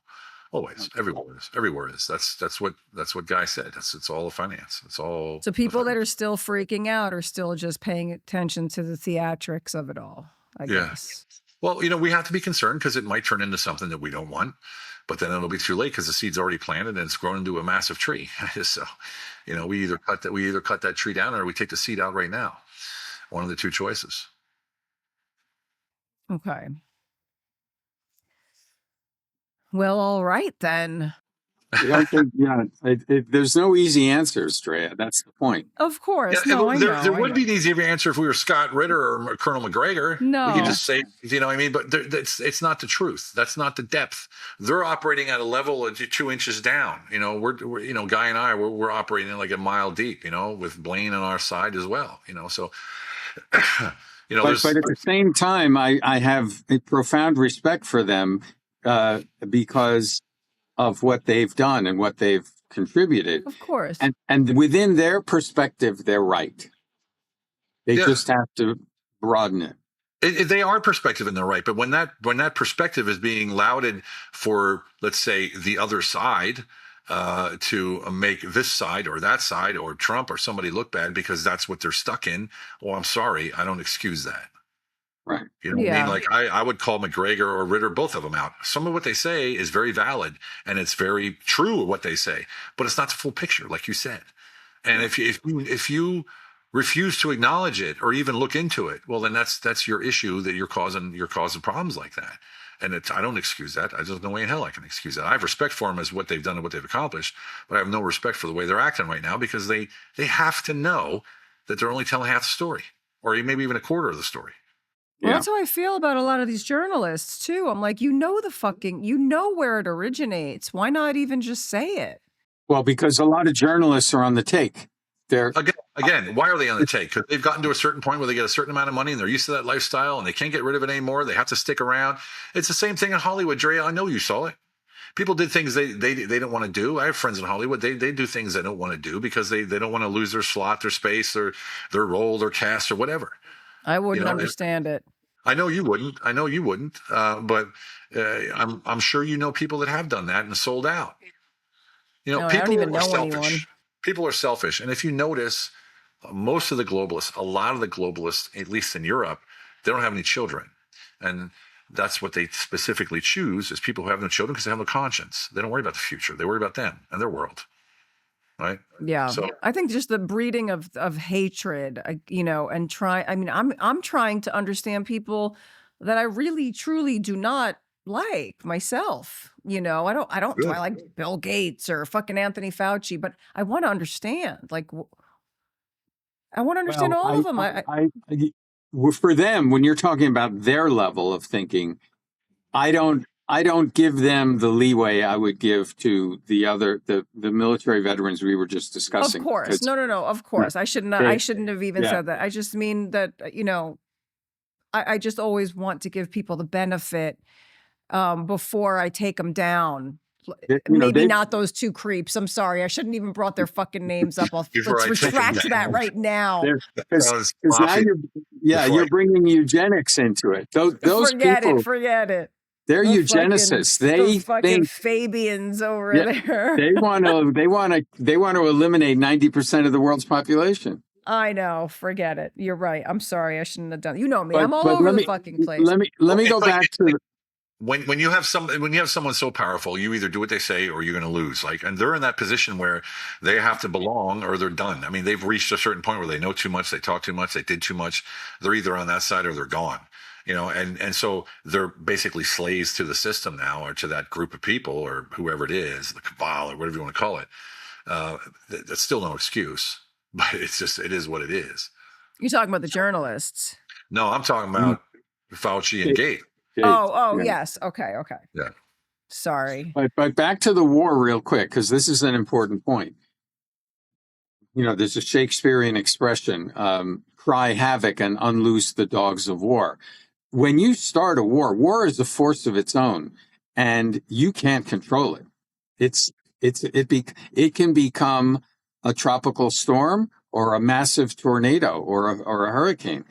So my concern with this particular war is that it is getting out of control, and it could easily suck up all the nations in the region and cause much more damage than what we've already seen so far. Well, we see that already. They're threatening, they're threatening Turkey. It could be, and Turkey's connected to Europe, so it's getting closer and closer. And then you got the tripwire states, which is the Baltic states, the Slavic states, that are the tripwire, where they're building all the NATO bases, and all the, all of the weapons piling.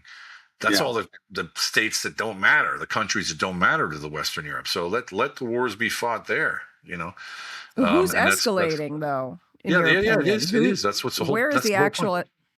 Well, it's the military industrial complex backed by the bankers. But who in the public eye on CBS News, on ABC News? Because I don't watch the fucking news. I don't either. I'm not even watching the alternative news, so I don't even know. No. People just send me memes and fucking clips, and they're like, "Explain this to me." These guys, all of these newscasters, it's their job to do what they're told. There's a narrative there that they have to follow. They can't think for themselves. All this, there's no such thing as a reporter anymore like there used to be. No. Who is the cabal making the protagonist, and who are they making the antagonist today? Well, that might be a better way to put the question. Well, just keep in mind, any news anchor who's getting $10 million a year, that money's got to come from somewhere. It comes from advertising, and the advertisers want asses in seats and eyeballs on screens. So I think that's how you describe mainstream media in one little nutshell, and let's just set them off to the side and ignore them as much as possible. What about the alt? I mean, the alt media is now is more powerful than the alt media has been mainstream. infiltrated too. Look at Tim Pool, and who knows, Candace and Tucker, and who knows why they're doing what they're doing, right? Even what's her name, the goofball that interviewed Zelensky and said, "You guys are all Nazis," and now she's saying, "Oh no, they're not." Laura Loomer. Oh, What a nut job. This woman changes sides, like the flip flopping like crazy. What about Marjorie Taylor Greene and Thomas Massey? What do we think of that? I like Marjorie Taylor Greene. I do too. I liked her. Thomas Massey, I don't know. I tried hard to find out who he is and what he's about, but he's so shrouded. His whole, even trying to get into places I shouldn't be looking, it was really difficult to, as I say in German, ort him, find out exactly what he's about. But I like Major Taylor Greene. Why do I like her? Because she's an entrepreneur. She made her own money. She made her own life. She built up. She didn't have to do this, and she left when she said, "I can't make any more change." That's harder to do than staying. You know what I mean? It really is much harder to do than staying.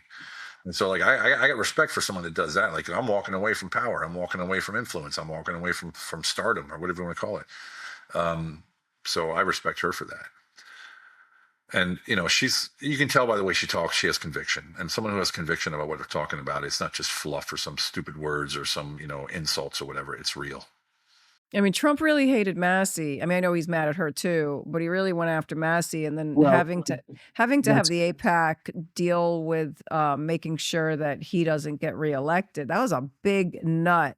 $35 million going into the opposition of an unknown was pretty fucking wild. And yeah. I don't know if it's all over the Epstein files, but then I think about the Epstein files and I think, okay, this is more of an intelligence issue and not, I know everyone's focused on all of the kids and the pedophilia and all that, but I see it as, I mean, it was instrumental, I think, in COVID and all of that stuff. But Well, you that's right. guys would know more. Wait. You just brought up 18 different subjects in 2 minutes. No, it's one. It's just one. It's one topic. It's like I just think that the Epstein stuff is way deeper than the Sure it surface is. value of it, and Yes. that's why it hasn't been released. Because I think there'd be I don't know. There's a Well, lot of fucked up okay.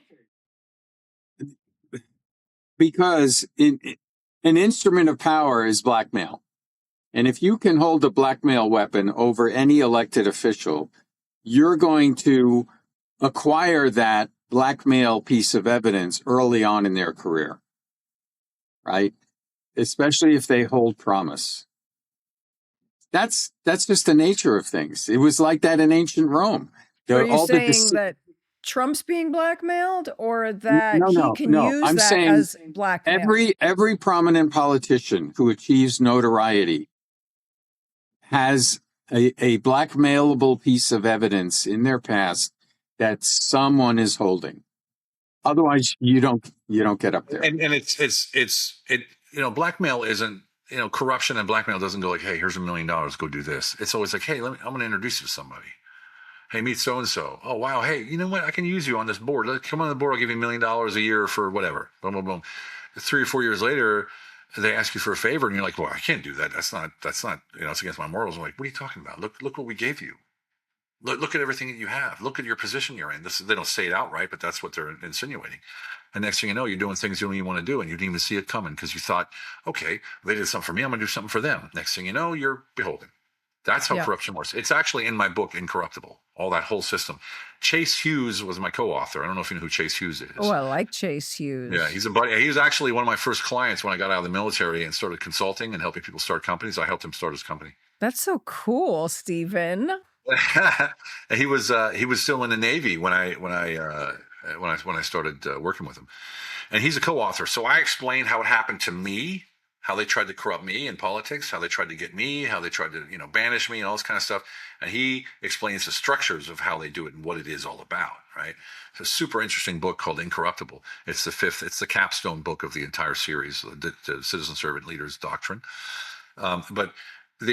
So corruption, you have to watch out for it very early. If you get a job, a position, an intro to people you have no business meeting or a job you should have no business having, there's something on the take. And that's what Guy's talking about. And even in Germany, I'm working with the AFD still to this day because we basically turned into the AFD, our movement. And the leaders. By the way, Stephen correctly called them conservative. They're not far right. They're conservative. Yeah. I actually just met them in Procida. Good to know. I met them actually in Procida, right across from Capri 4 or 5 years ago. They were there on vacation. And it's to the point they won't even meet anybody. in private rooms. Even friends of mine, they will vet them up and down, inside and out before they even think about talking to them. Like nobody Wow. nobody gets near them. They will not go into, because look at it this way. I go into a meeting like Steve. Oh, Steve's going to run for president or whatever. Like Steve's going to be a senator or a congressman or whatever. Hey, Steve, let's go upstairs to my office. Let's have a meeting, right? So I go upstairs to the office with whoever this guy is. He goes, hey, I'll be right back. I forgot something. He walks out. 2 naked boys walk in, jump on me. They take pictures. Boom, I'm done. It's perception creates reality. Proof means nothing, right? Yeah. Innocence means nothing. It means nothing at all. It's perception. So if they take a picture of me with 2 naked boys on me, no matter, as soon as I defend myself, I'm done. Right? That's fucked, man. Yeah. That is fucked up. Well, it's even worse than that. You could be in a business conference, staying in a hotel in a Marriott, and you dine alone, you go to bed alone, and you wake up, and there's a dead prostitute lying next to you. Man, you two And the military the motherfuckers whole know thing is all on, this shit. and the whole thing's on video. Yeah. Forget about it. You don't even have to fucking do it. Now we got AI, and that's another fucking way. True. I mean, I see videos of myself out there and pictures of myself out there. I'm like, holy shit. I didn't know my ass was that big. And it's not even me, But yeah, it's scary. It's really fucking scary. And all the fucking shit they do with people's voices now is even... Right. Holy shit. Yeah, trapping kids, Wow. tricking kids and stuff to think their father is on the phone and he's not, and they make them go outside and Yes, stuff like that. very scary. Yeah. Evil. Well, that's Fucking also evil. that's in book 4 called Information Warfare, and how to find that before it happens, and that your dinner table is actually your board of directors table, where the whole family sits and communicates openly and honestly with each other and talks about these things openly and honestly, and builds trust within the family, so that the kids actually trust the parents and they can tell them everything. My books don't go into like civic service. This is how you go to a meeting. So it's about how you lead yourself, your family, your community, right? How you lead with honesty, integrity, transparency, moral courage, and accountability. This is in these books. I keep telling people it's a doctrine for citizens. It's not a doctrine for government, right? Because we, the citizens, we are the government, right? We are always the government. We've always been the government. We just forgot it. And we're letting extremists and idiots and profiteers run it for us instead of us doing it for ourselves. And the longer we bury our heads in the sand, the worse it's going to get. And that's why I'm just trying to wake people up. And that's why I'm doing all this work. I'm basically doing it for free, because it's a mission that I'm on. And it's so important, Drea. It's so important, man, Since you were able to do this in Germany and create, a political party that's thriving there, and you live abroad, you're not here right now. Is the book only the series of books only geared towards America and American structure, or are they also in other languages for other countries? Again, it's for the person, it's for the citizen. So, look, we have people in the UK. Even Chilean government wants to license the doctrine.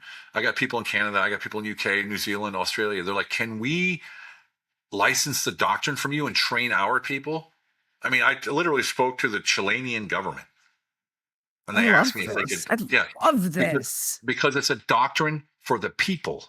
Yes. For the people. How do you empower yourself? How do you know corruption? How do you recognize information warfare? How do you protect your family, yourself, your business, and your republic from information warfare? How do you stay incorruptible? What does corruption look like? Right? I even have a whole book called Health, Wellness, and Resilience. Right? What is health? What does it mean? This is your vessel that we're governing. This is our governing vessel. Right? So this is very holistic. Yes, it is very holistic. What are the chemicals in food mean? What is it? How is it affecting us? Why is America getting sicker and sicker and sicker? It's all in the books. And again, it's for the people. So if people are thinking like, oh, I'm not into politics, believe me, if you read those 5 books or you take the course, you will come out as the most capable and most lethal leader in your community, in your job, in your workplace, and in government. Lethal. And I mean lethal, because you will know things that most people don't even think about. And you can see things happening before they start happening because you've been trained on it. I like it. I like that you guys have your military background, tactical, strategic, yet completely soulful, grounded, understanding frequency and energy, and all of the things. I love you guys. I love you guys. This is like, like you're speaking as much as you're men, you're fucking men. I get this. You're men, you're strong men. You guys were in the military, but this is the kind of stuff that women like to hear. Well, apparently, because they're the ones that are stepping up. So we're doing something right. That's right. I forgot that you said that it's all chicks. We're gonna have a brigade of tough ass 50-year-old women in menopause. You don't want to mess with a pissed off mom. I'll tell you, even no, dads. A menopausal mom. You know what I mean? Like even a mom who's like, a mama bear who even the husband doesn't mess with mama bear. You know what I mean? No. I can't wait to get these books. It's a good thing. Andrea, thanks so much. Thanks so much for having us. This is so awesome. Thank you guys for staying up. It must be late for you now. Yeah, it's midnight 15. Okay, not so bad. Not so bad. Guy, you gonna take a nap now? I'm gonna take a pee break first. Guy and I stay up all night. We don't go to sleep. It's terrible. I have to go smoke a cigarette now that I'm a full-time smoker again. I can't believe it. Well, Steve's been vaping the whole interview. So now why didn't you light up? Yeah. Because I've been holding in my pee and I'm sitting inside my living room. I don't even have a cigarette next to me. I won't smoke in the house. The kids are here, but it's like a rite of passage that I bought a pack of cigarettes in front of my kids last night. I felt so fucking awful because they're older now, but I have to quit. I've only been smoking for 3 weeks again, and I must quit because I'm a lifetime smoker. Well, look, when we receive our abundance very soon, can you make a commitment to not smoke? Yeah. I'm going to chew tobacco and spit all over the farm. Yes, I'm not going to smoke. I'm not a smoker anymore. This makes me. I started smoking smoking over debt. It was over debt, literally. But America has labeled smokers like evil people. Like, I could give a shit what do you think. What do you think if I smoke or don't smoke? You tell me to go outside. I don't give a shit. I just wish it was healthier. I just wish it was just nicotine. Then we can get into something completely different now because nicotine is healthy. The people that didn't die, the most people that didn't die from COVID were smokers. That was me. Yeah. Yeah. I quit in COVID. I quit smoking in COVID. Wow. It's the cigarettes, it's the chemicals in the cigarettes that are the problem. But straight nicotine is great. Of course. I put when I get a chest cold, I put nicotine patches right here. Yeah. I need to get on that, but you're sucking down that fucking oil. That's not good for you, Steven. That's oil in your blood. If I believe that it's bad for me, then it's bad for me. That's true. If you believe it's good for you. Yeah, no, I don't believe it's good for me. I just don't believe it's bad for me. My mom smoked. She was 20. My mom's 80 years old, still smokes. Had never had any issues. God bless her. Ever. My mom too. Yeah. My dad, though, he quit when he quit 20 years before he ended up with lung cancer. You never know. Everybody's constitution's different, man. We're all different. Yep. But I think that this generation is definitely finding ways to ground themselves and remember who they are and then somehow, manifest a better outcome for themselves. So, all right. I'm going to go smoke and pee, guys.